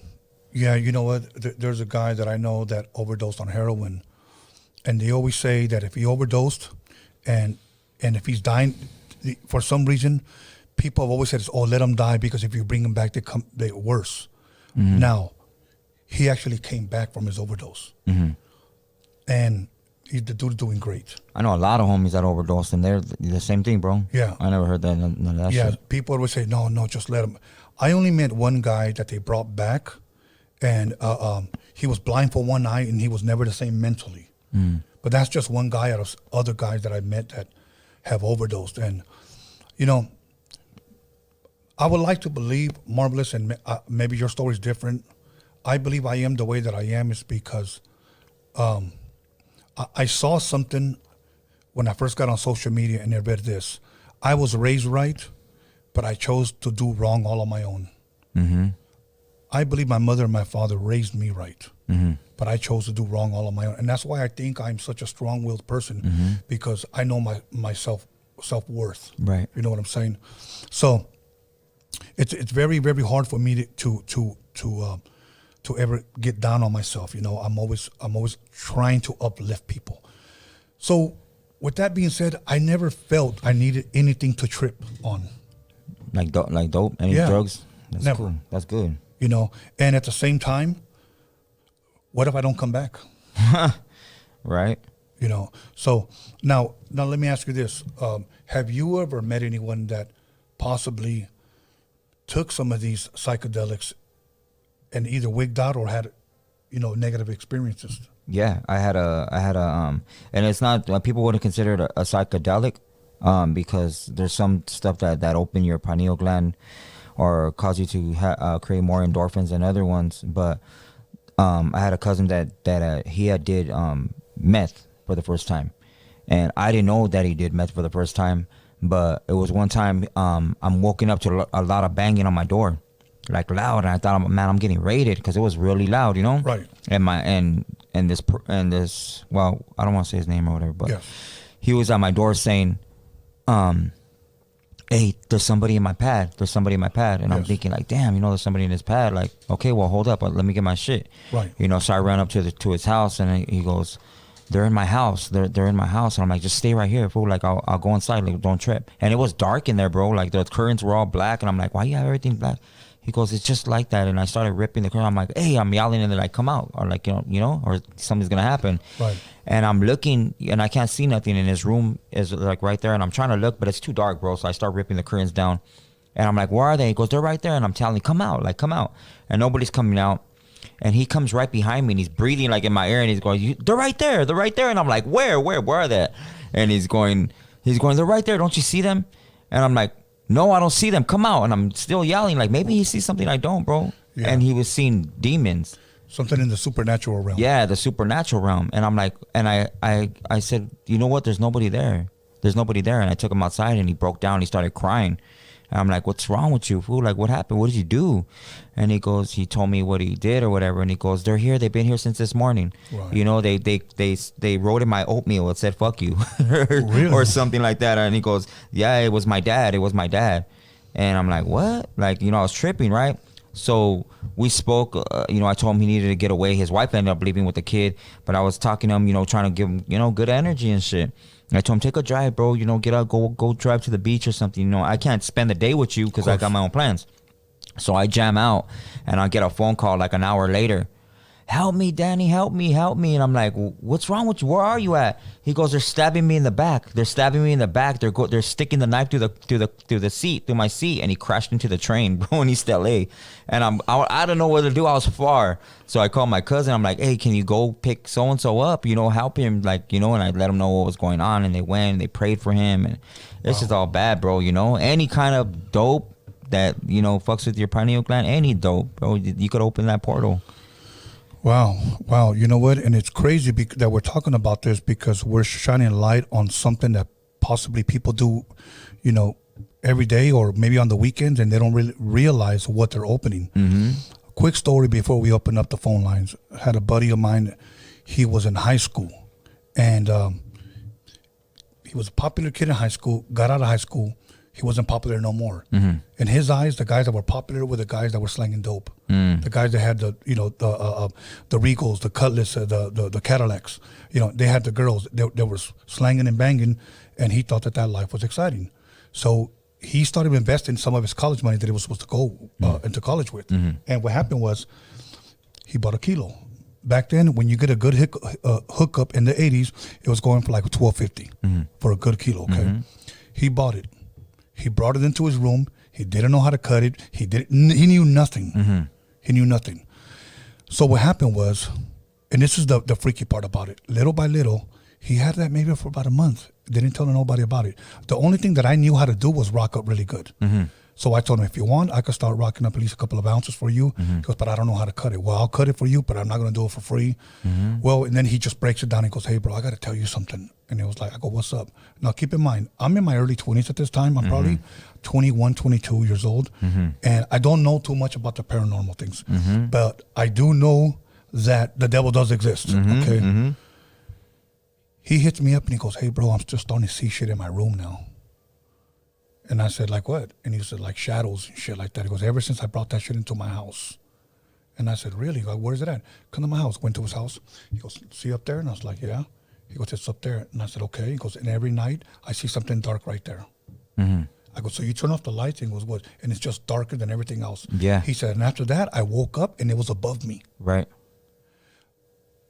So my question to you is, do you believe bringing that type of stuff into your home can invite negative or possibly evil spirits into your home? Yeah, it's the same stuff that, wherever it's coming from, bro. It all comes, if you're talking about coke, if you're talking about weed, that comes organically, that's made from the earth, you know what I mean? But if it's being cut up and these people that are into Santa Muerte or whatever they're doing, and they're doing these prayers like on the dope or whatever they're doing, I think that could happen. Yes. But who knows what could have happened with him? Maybe he just had a bad spirit from sleeping with a bad person or whatever. It could happen at anything. It just, he is associated with the dope, but who knows where it could have came from. That's when he said it started.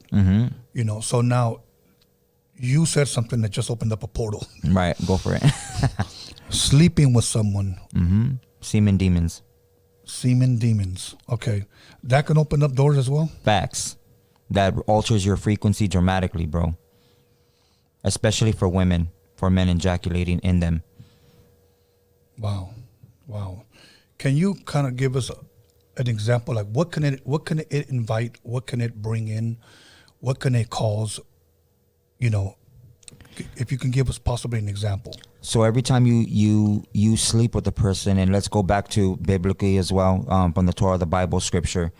When you sleep with somebody, the Most High sees you married as them. That's marriage. The whole ring and wedding thing, that's European theology. That has nothing to do with the Bible. No rings or nothing. Those are considered the rings of Saturn, and that's realistic or ritualistic things. That has nothing to do with biblically or nothing like that. So marriage is essentially sex, or the blessing of one when somebody comes one with somebody. So you take a piece of them, you get a piece of their frequency. So if a man is going through some trauma in his life, maybe he has anxiety issues or maybe depression, and you sleep with him and he ejaculates in you, you're gonna get that. You're gonna have that energy, as well as all the energy of all the women that he slept with as well. When I told you that story last time about my so-and-so telling me about, I'm like, what's wrong with you? And he says, I have legions of demons in me. Oh, yeah. And I told him what it was. You know what I mean? Promiscuous ass Jezebel.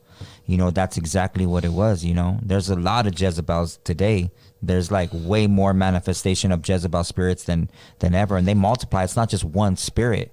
This is a whole energy frequency realm.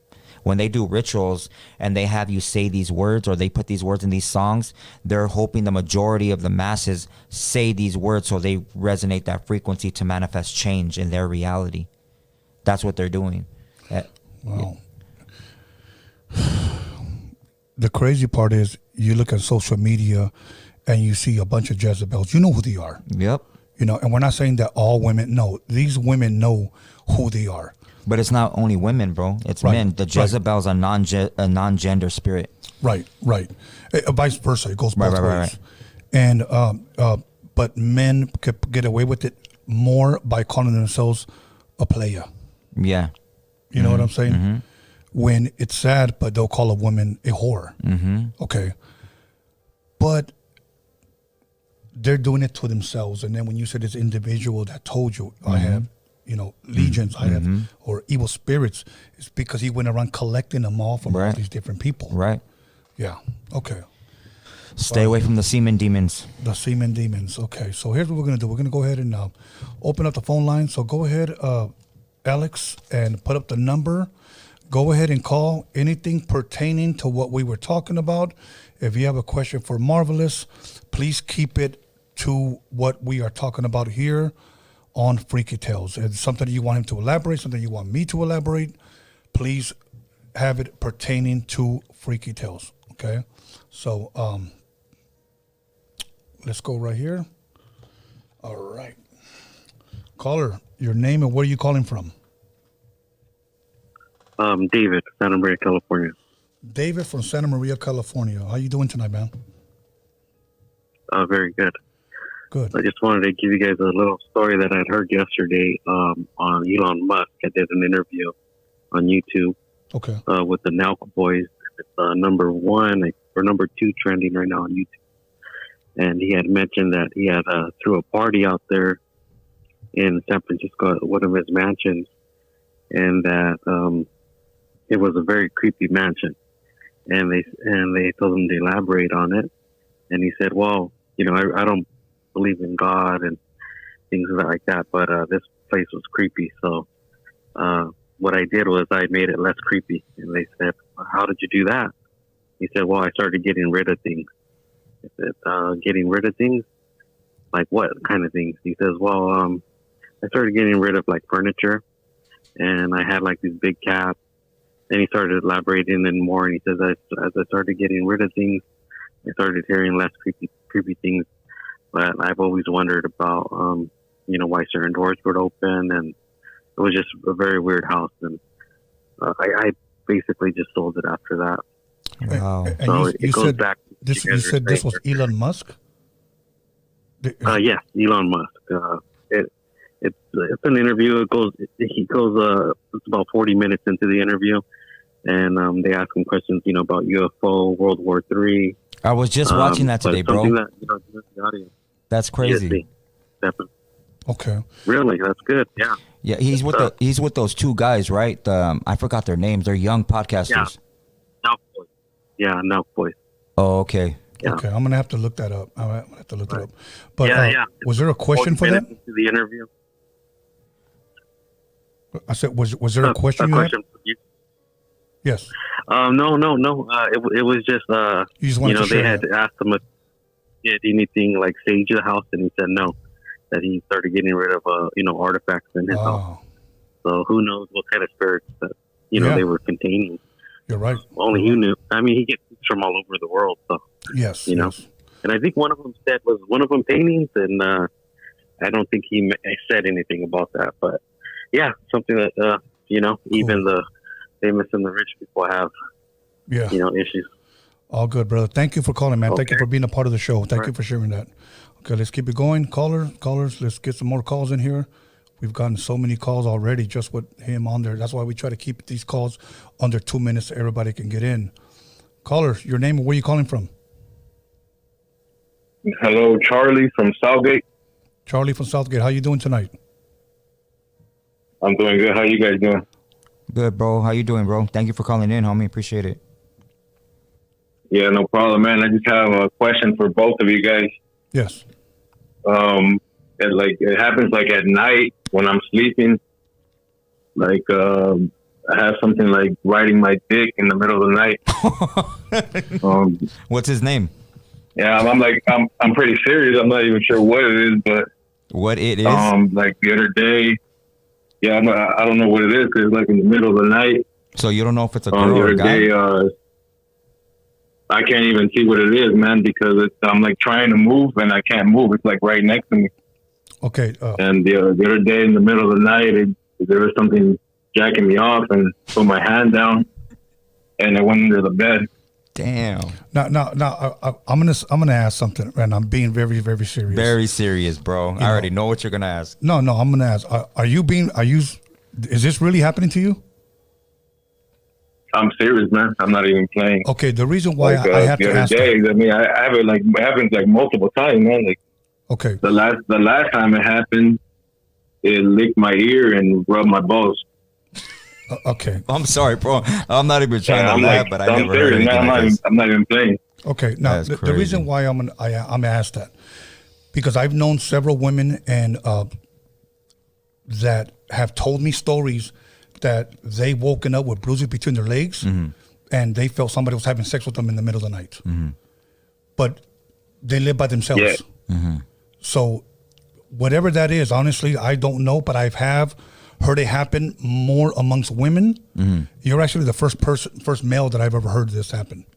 So, but yeah, because I live by myself too, man, and this thing's like really like riding my dick, and I wake up like busted. Wow. Okay, man. Well, you know what, man? Hopefully it stops, or I don't know. You're gonna have to keep on washing your sheets, bro. Yeah, like I don't know if I should like it, or if I should take it like serious, or I should get help. Well, here's my thing. Look, if it happened to me, I'm going to get prayer about it, and there's some things that I'm going to have to do, because obviously it's something spiritual. It's not something real. So I would not enjoy it or entertain it, but I would definitely, either pray about it myself, or have somebody pray over me, or pray over my room or whatnot. But, and that's the same thing that I told these women, that were having these experiences, because they were literally waking up with bruises between their legs, and many of them would say that they would orgasm. Many of them were, but all of them said this, that they were afraid when it was happening. It was almost like they were being taken advantage of in their sleep, but they knew there wasn't somebody on top of them, but they felt it. So, yeah, that's actually kind of how I feel, but like I really don't like to show fear. I just start like smiling, like, I'm enjoying it, but in reality, I'm like, fuck, I'm trying to like jump up and be like, what the fuck is this? Yeah. Damn, that's crazy. Okay, brother. Well, listen, man. Thank you. If that would have happened to me, I'm praying about it. That's all I'm going to say. I would pray and ask for protection, ask for this not to happen, because I'd rather have it from a woman than from a spirit. So Thank you for calling. Thank you for being a part of the show, man. Yes, sir. Okay, that was a freaky story right there. So, but I appreciate you calling in and being transparent. Okay, let's take this caller. Oh, man, I'll show you after. Yeah. Wow. Caller, your name and where you calling from? What's up? What's up? This is Focus LA. What's up, Marvelous? Hey, what's up, Focus? How you doing, homie? Good, bro. I'm watching you guys' show. Good show. Thank you, man. Any feedback? You guys get any feedback? The feedback is whatever's on the live chat, brother. That's it. Other than that, everything's good. If you have a question or anything, it's not going on my side. Okay. Quick thing. Sorry, Tony. Quick thing. Marvelous. What do you know about sleep paralysis? I know the scientific. I know the scientific side of it. Right. But I think there's more to it. Okay, so I'll tell you why. I'll tell you why right now. Okay, go for it, bro. Okay, so I noticed that I started. Hold on, let me lower down my computer. I noticed that I started having them more when I was going through depression. I was going through just like a really bad moment in my life, and that's when I was having them the most, right? And I recently found out, and I started hearing you say something about your frequency being low, and that's when things start happening to you the most, which is true. Right. So I noticed that, you know, when I started going through this moment in my life, I started getting a lot of them, and it's pretty much. I already knew when I went to sleep in the morning, and it usually happened around 5 a.m, where I would get sleep paralysis, and you know, I could think, I could talk, and I could say, you know what, I'm stuck, and I'm going to be stuck here for maybe about a minute, a couple of seconds. Oh wow. Yeah, so I used to be stuck. But I can hear what's going on. But you could and you could speak too. And then, but I could speak to myself. Oh, but you couldn't speak out loud. No.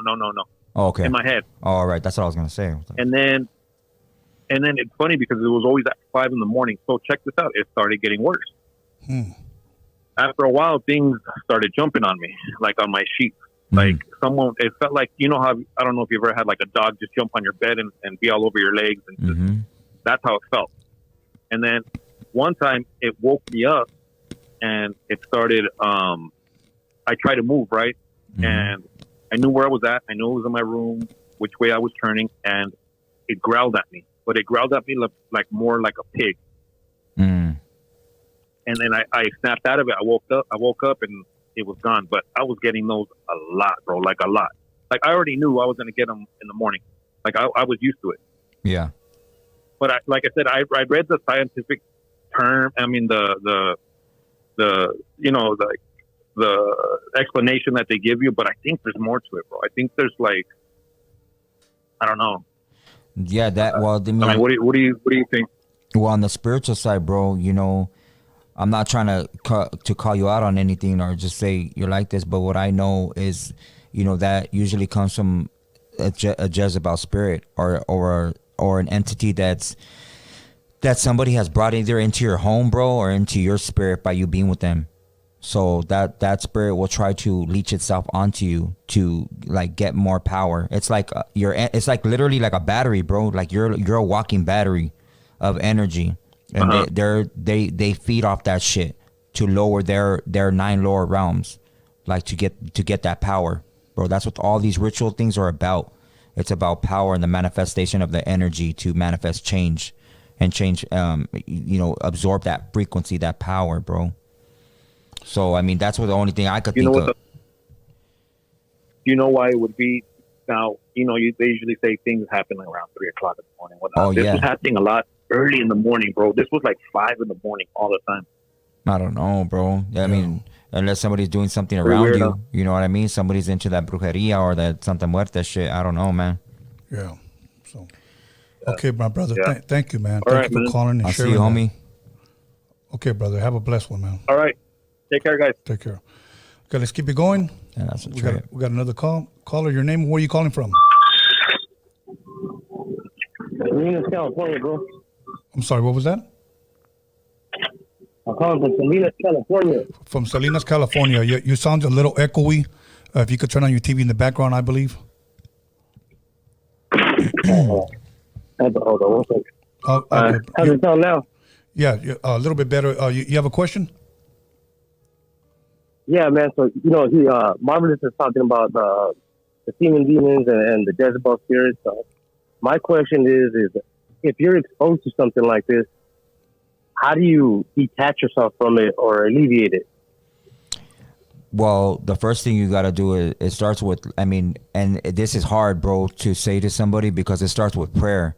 Like, that's what I know about it. You know, other people might have their own interpretations of what you're asking, but I believe that it starts with prayer, bro, and blessing your home. You literally got to open every window and door into your, and then ask for, that blessing upon your spirit, bro, and to just remove any negative, like, people around you, like ex-girlfriends or even girls that you're being with, bro. Your spirit can discern if they're good for you or not, if what they're doing, even when you're sleeping with them, if they're being promiscuous, bro. Your pineal gland does not lie to you, and that's your gut feeling.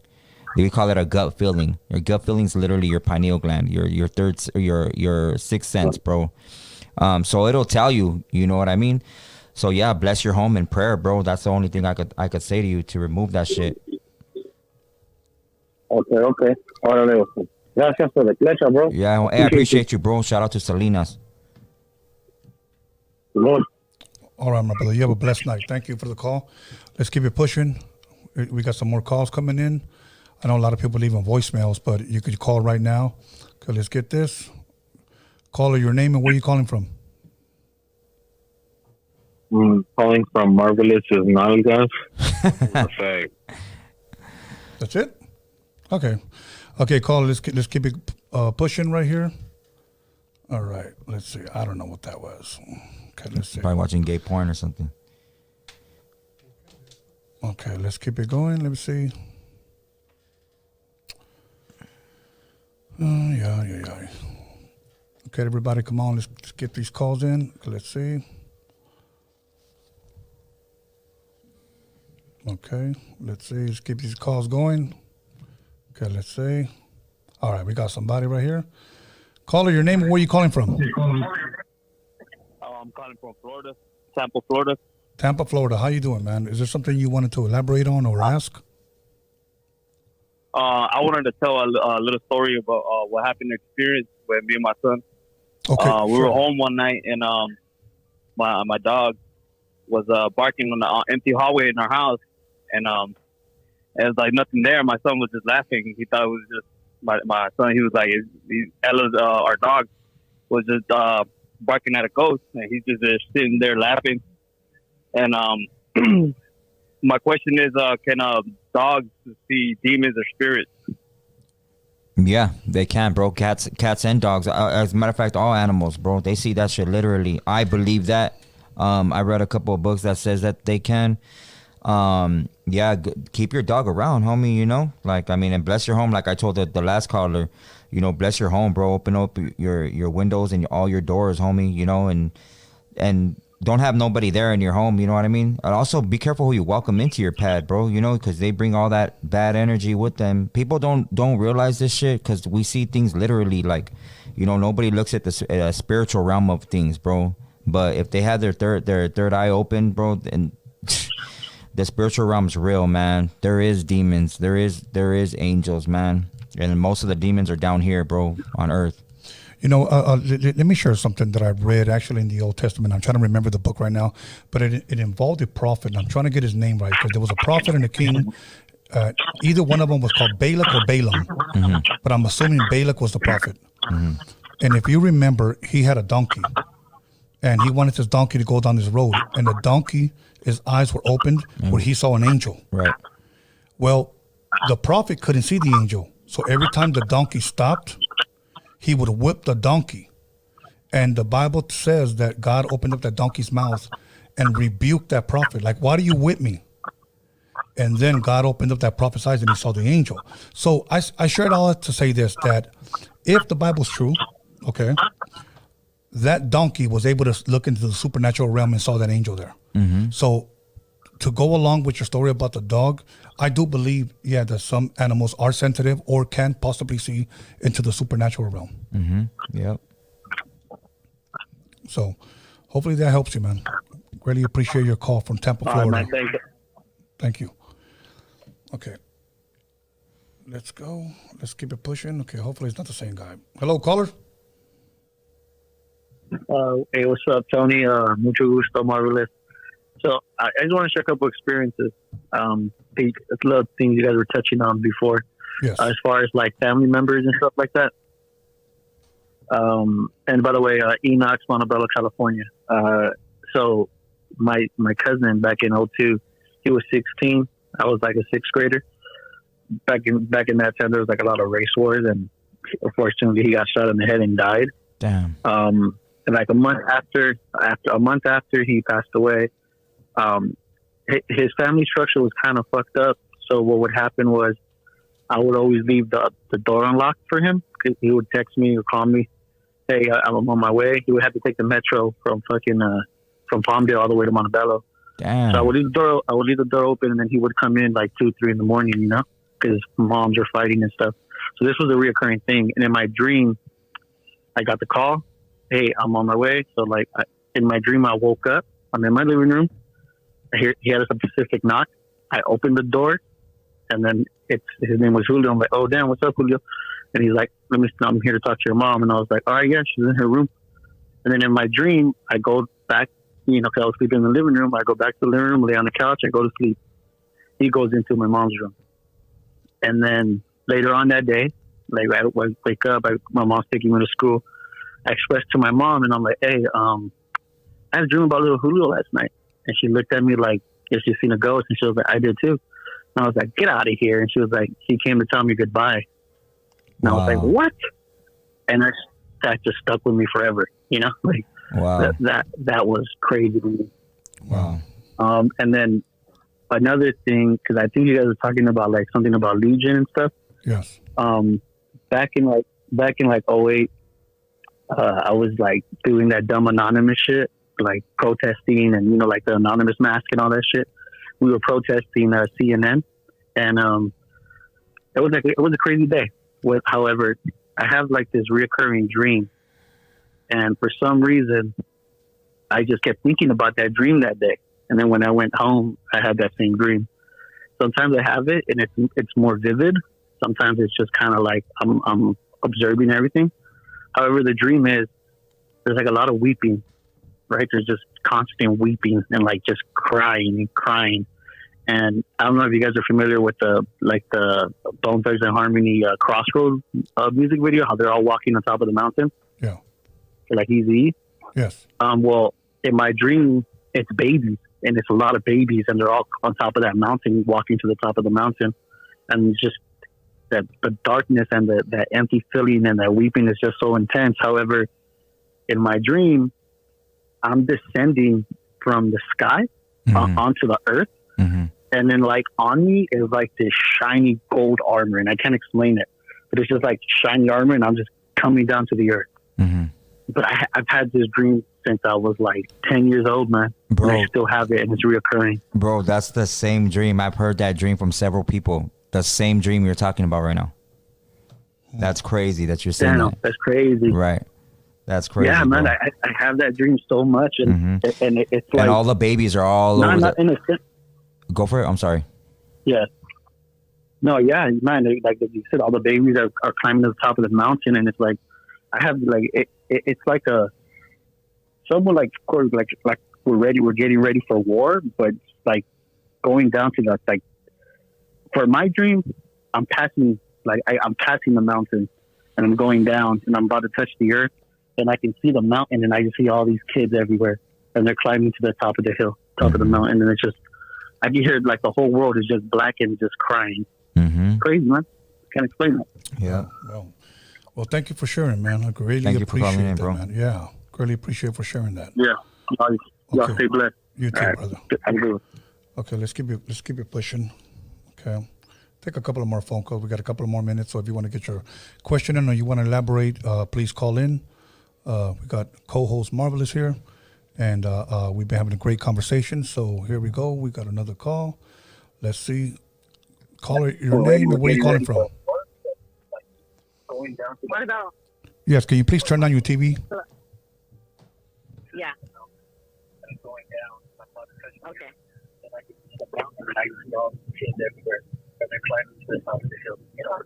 Hello? Yes, we can still hear your TV very loud.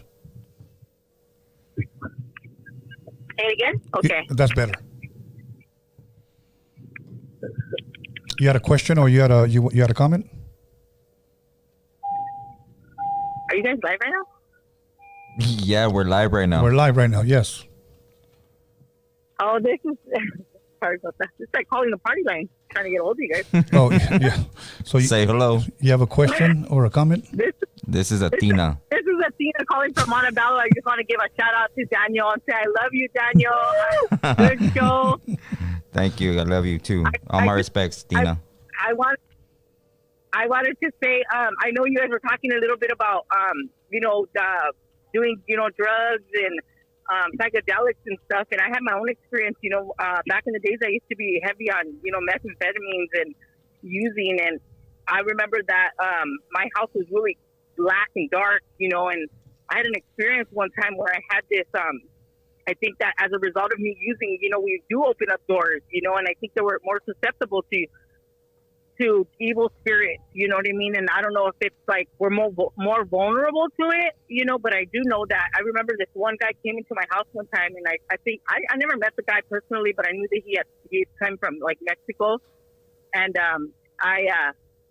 and he didn't want to come in the house, and he kept saying, it's cold in here, you don't know what's going on in here, you don't see it. And I couldn't see it, I had like blinders, I was blinded by it, I was just in the moment using, and I remember feeling, my house was really like dark, and I remember, Daniel, you talked a little bit about, coming into your house and cleansing your house, and my grandmother, who was alive back then, she was very spiritual, and I remember her going and coming to the house and having to cleanse my house, and having to get everybody out of the house. And as she cleansed every corner of the house, I just remember like the blinds just hitting so hard, and she had all the doors open, and the kids were, she put holy water over my kids, and the kids were screaming and screaming, you know what I mean? And, I just wanted to kind of, piggyback. It's a real thing, you know what I mean? We open up ourselves to, evil stuff.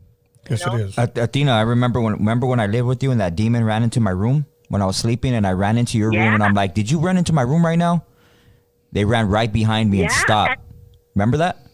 Yeah, and during that time, we're doing a lot of no good stuff. Man, you know what I mean? dude. And I think that when we find that negative stuff in our life, and we open up ourselves to all that stuff. You know what I mean? It's a real thing. I'm glad you see it now, But but shout out to you guys. Great show, and thank you for letting me share, guys. Thank you.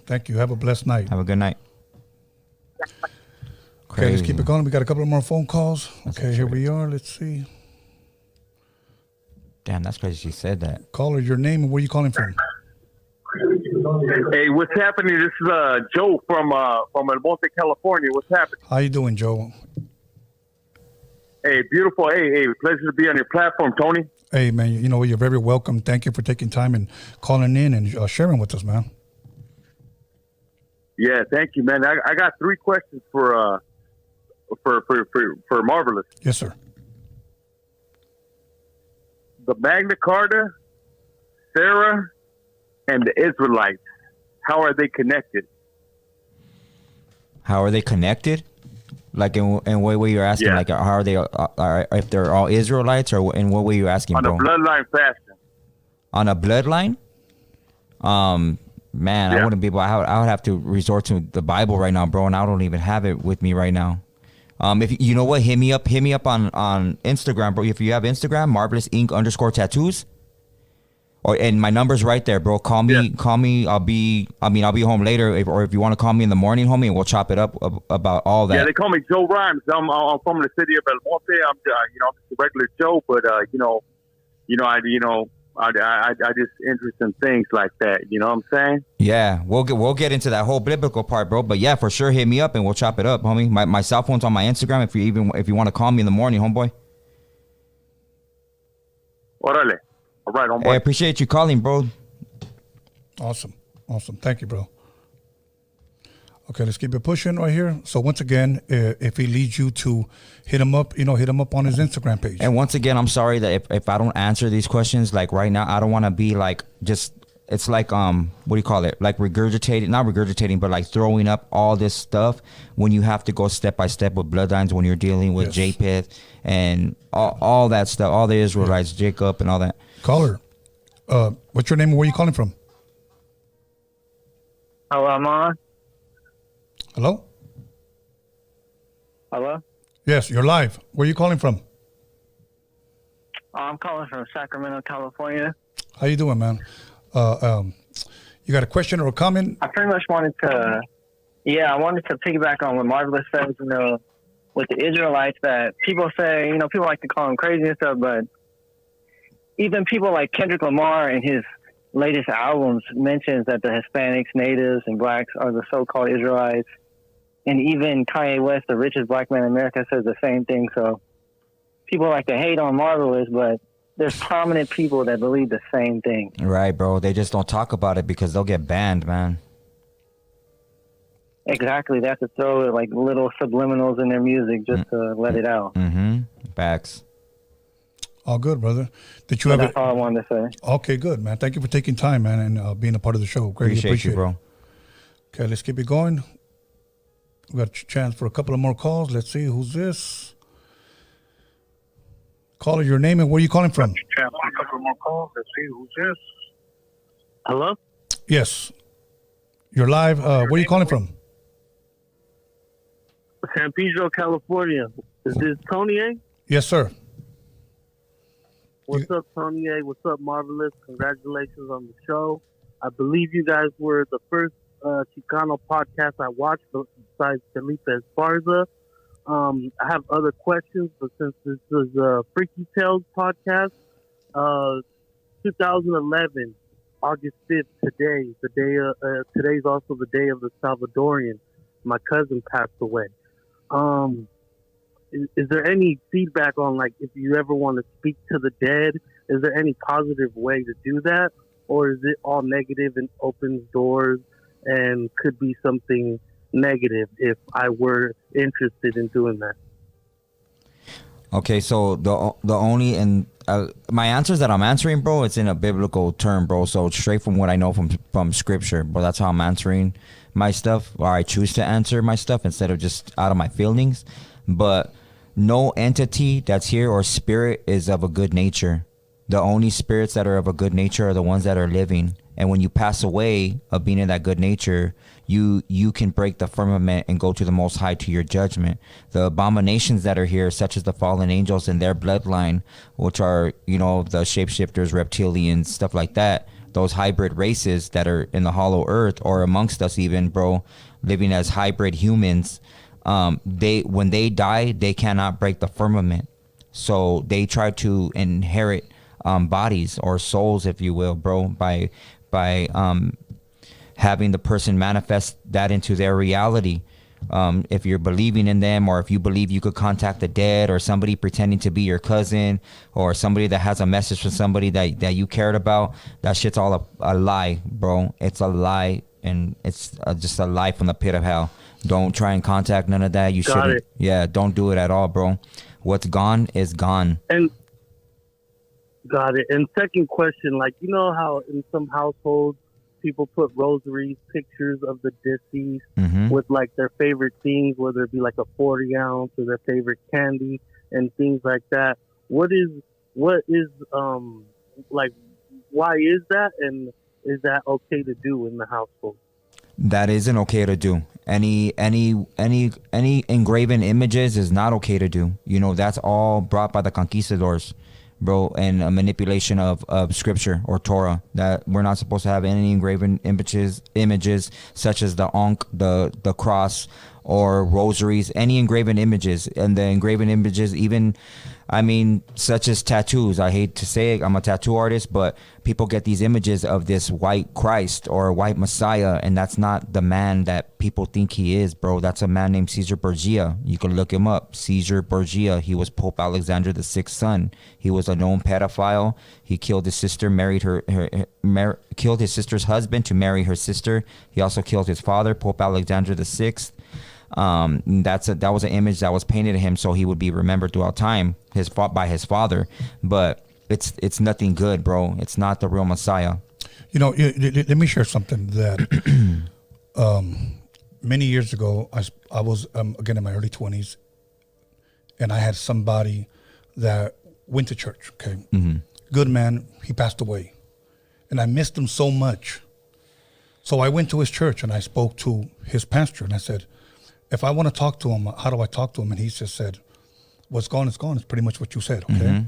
And then I said, what if I just pray to God and I ask him, you know, Lord, can you just tell him I said hi? And he said, you can do that. But you're not supposed to talk or contact him directly. Right. So it was just something that my young heart had to get off, you know, and, you know, I just told, Lord, please tell him that I miss him. And that's all. And I had my peace with that. And we all do that though, as young, not educated in the right way about the spiritual realm or spiritual warfare or scripture, if they believe in the Bible, where the whole creation of God or the Most High comes from. We're not supposed to idolize or memorialize anything, bro. Like such as where the person died, they leave flowers, they leave candles, and yeah, the person passed away there, and it's understandable for you to be in your feelings. But we're not supposed to idolize anything, even our birthdays. It's a form of celebration and worship, even if it's on bad terms. Like if the person passed away, you're going there to worship a passing. So it's bad. Like we're not supposed to even do that. Okay, I hope that helped you, man. Got it. Thank you for calling in. Yeah, I appreciate everything. Yeah, congratulations on the show. I'll be tuning in.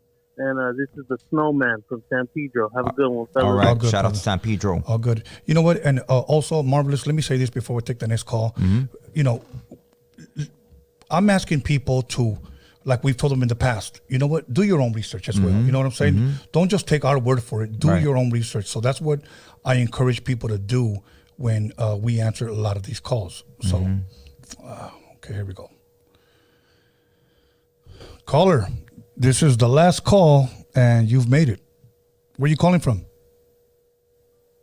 Oh, this is Alberto from Phoenix, Arizona. I don't know if you guys remember me. I called the other time. Oh, I'm not sure. Go ahead. It was a long time ago, but I wanted to say big shout out to you, Tony. You know, like I said beforehand, you know, I saw what you went through and stuff, and honestly, that was something tough, you know, that you went through. And I didn't even know that you had been going through that for a minute until I started seeing your other podcasts, and then I was like, wow, that's really something that if it happened to me, it would consume a lot of my energy and stuff. And just props to the fact that, you know, you won that case and everything. And props to you and your podcast. And let me move on to Marvelous. Like I said, man, like beforehand, you have a lot to say and you're educating our people. And I really appreciate the fact that, you know, you're talking about things that a lot of people aren't aware of. And I just wanted to also say that since you guys are also talking about that whole thing about the spiritual warfare and everything, I was going to say, I don't know if have you ever heard of that thing that they say that when kids are little, they can see ghosts and whatnot, like when dogs can see ghosts and all that. Yeah. Do you think that's related to the pineal gland or something that a baby has it's not calcified yet? Like they say that fluoride calcifies your pineal gland, the toothpaste and whatnot. You want to answer first, bro? Go for it. So yeah, you what you stated, you did a good example, or you articulated yourself very well, bro. And first of all, thank you so much for the compliment for both of us, bro. I mean, I'm sure Tony appreciates it. I really appreciate it. So yeah, bro, like you said, their pineal gland isn't calcified yet, and they haven't actually fallen into sin yet. So sin actually, like I said, mutates your blood cells, bro, and starts to distort it.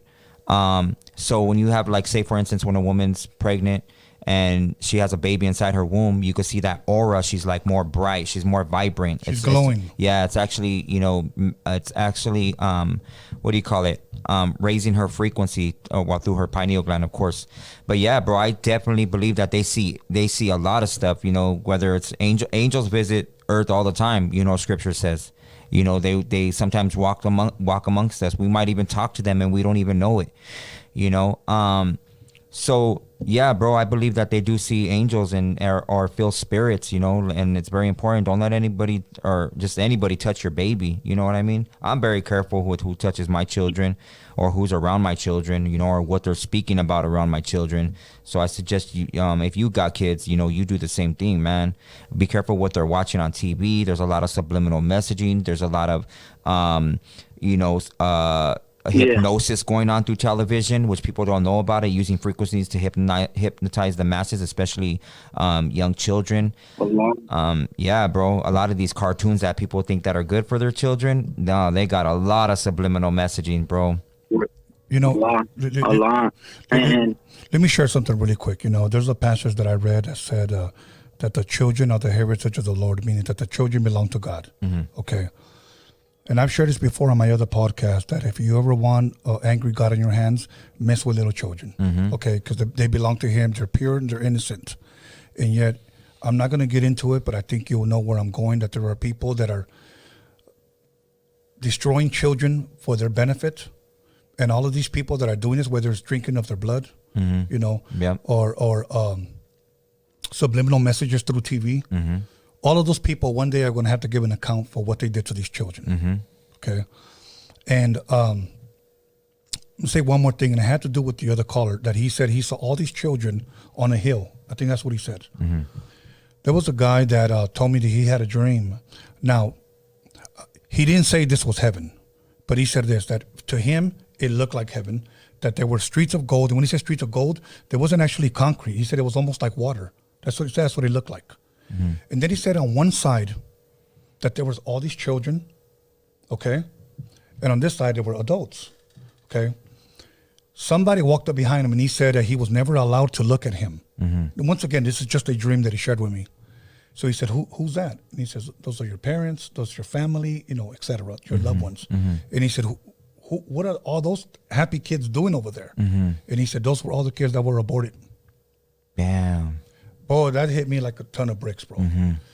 So I'm going to leave it at that. But I do believe that the children are beautiful and pure. And I do believe they are sensitive to things of the spirit, bro. That's crazy that we're ending this on that note. I'm going to share something. I can't share it on live, but I'm going to share something with you that I'm sure you're going to be pretty shocked. Caller from Phoenix, Arizona. Thank you for calling in. We really appreciate it, man. I'll definitely take care, Tony, and thank you, Marvelous, for giving me a chance to talk to you guys. And I hope you come back, Marvelous, because we really love you, and we love you, Tony. Absolutely. And you guys are doing it for us. Thank you. Muchas gracias, bro. Thank you, man. Okay, everybody, that was the last call. That's dope. So, Marvelous, anything that you want to share, anything you want to say, anything you want to care to elaborate? If not, we can close. So my last list, I feel like Jerry Springer's final thought, huh? First and foremost, the calls like that, they mean a lot, bro, to me. You know what I mean? Yes. I don't do this for, likes or none of that shit. I tell people to educate yourself in any way you can, any way, shape, and form. Yes. And anything, bro. Learn from the richest person or from the poorest person that has nothing, or the person that passed away, on how they passed away and how that could better your life. Education is always key because it brings wisdom and it helps you bring growth. And also try to find out where you come from, because if you don't know where you come from, you're not going to know where you're going or where you're supposed to go. And I really appreciate you, Tony, for letting me be part of this podcast or your show. I just appreciate that, bro. I'm humbled by it. The editing team, fucking magnificent, man. These dudes are on point. Love that. Shout out to them. And all the followers and subscribers, to all them that show their love and support through comments, through likes, through the messages on Instagram, Facebook, or even personal text messages, phone calls from everywhere that I get from all over the United States, as well as Australia, Alaska, what is it? I got a call from Syria, a call from Iraq, It's crazy. Like it's dope that we're able to communicate like this now on like a worldly platform. Yes. And everybody's able to get either this wisdom or this education. Absolutely. So first and foremost, I want to thank Marvelous, my co-host, for being here. We will be back in 2 weeks. So we're going to do this twice every month. So in 2 weeks, we will be back. But follow us on the Freaky Tales podcast page on Instagram for any updates. You know, I post up the flyers there. So once again, Freaky Tales podcast on Instagram. Follow us there. Subscribe to this channel. Like, share, comment, share with others. Let them know that Marvelous Inc. is now a part of Freaky Tales. So once again, I want to thank him, you know, and I truly, truly appreciate him. I truly appreciate my team, Alex Cervantes Enterprise. I want to thank Norbert for being a part of the team, helping us run this ship really smooth. I want to thank my son, B. Scallons, for helping me promote this. Also want to thank the Hip Hop Jedi. And I want to thank everybody who's watching, because if it wasn't for you guys, you know, we wouldn't be here. So we want to thank you guys for being a part of the show. I wish we can get more calls in, but, you know, 2 hours after sitting here is a long time. So I hope you guys could understand. But we will be back in 2 weeks. So much love, much respect, much love, much respect. Marvelous. And other than that, have a blessed night and expect the unexpected, and see you back here soon.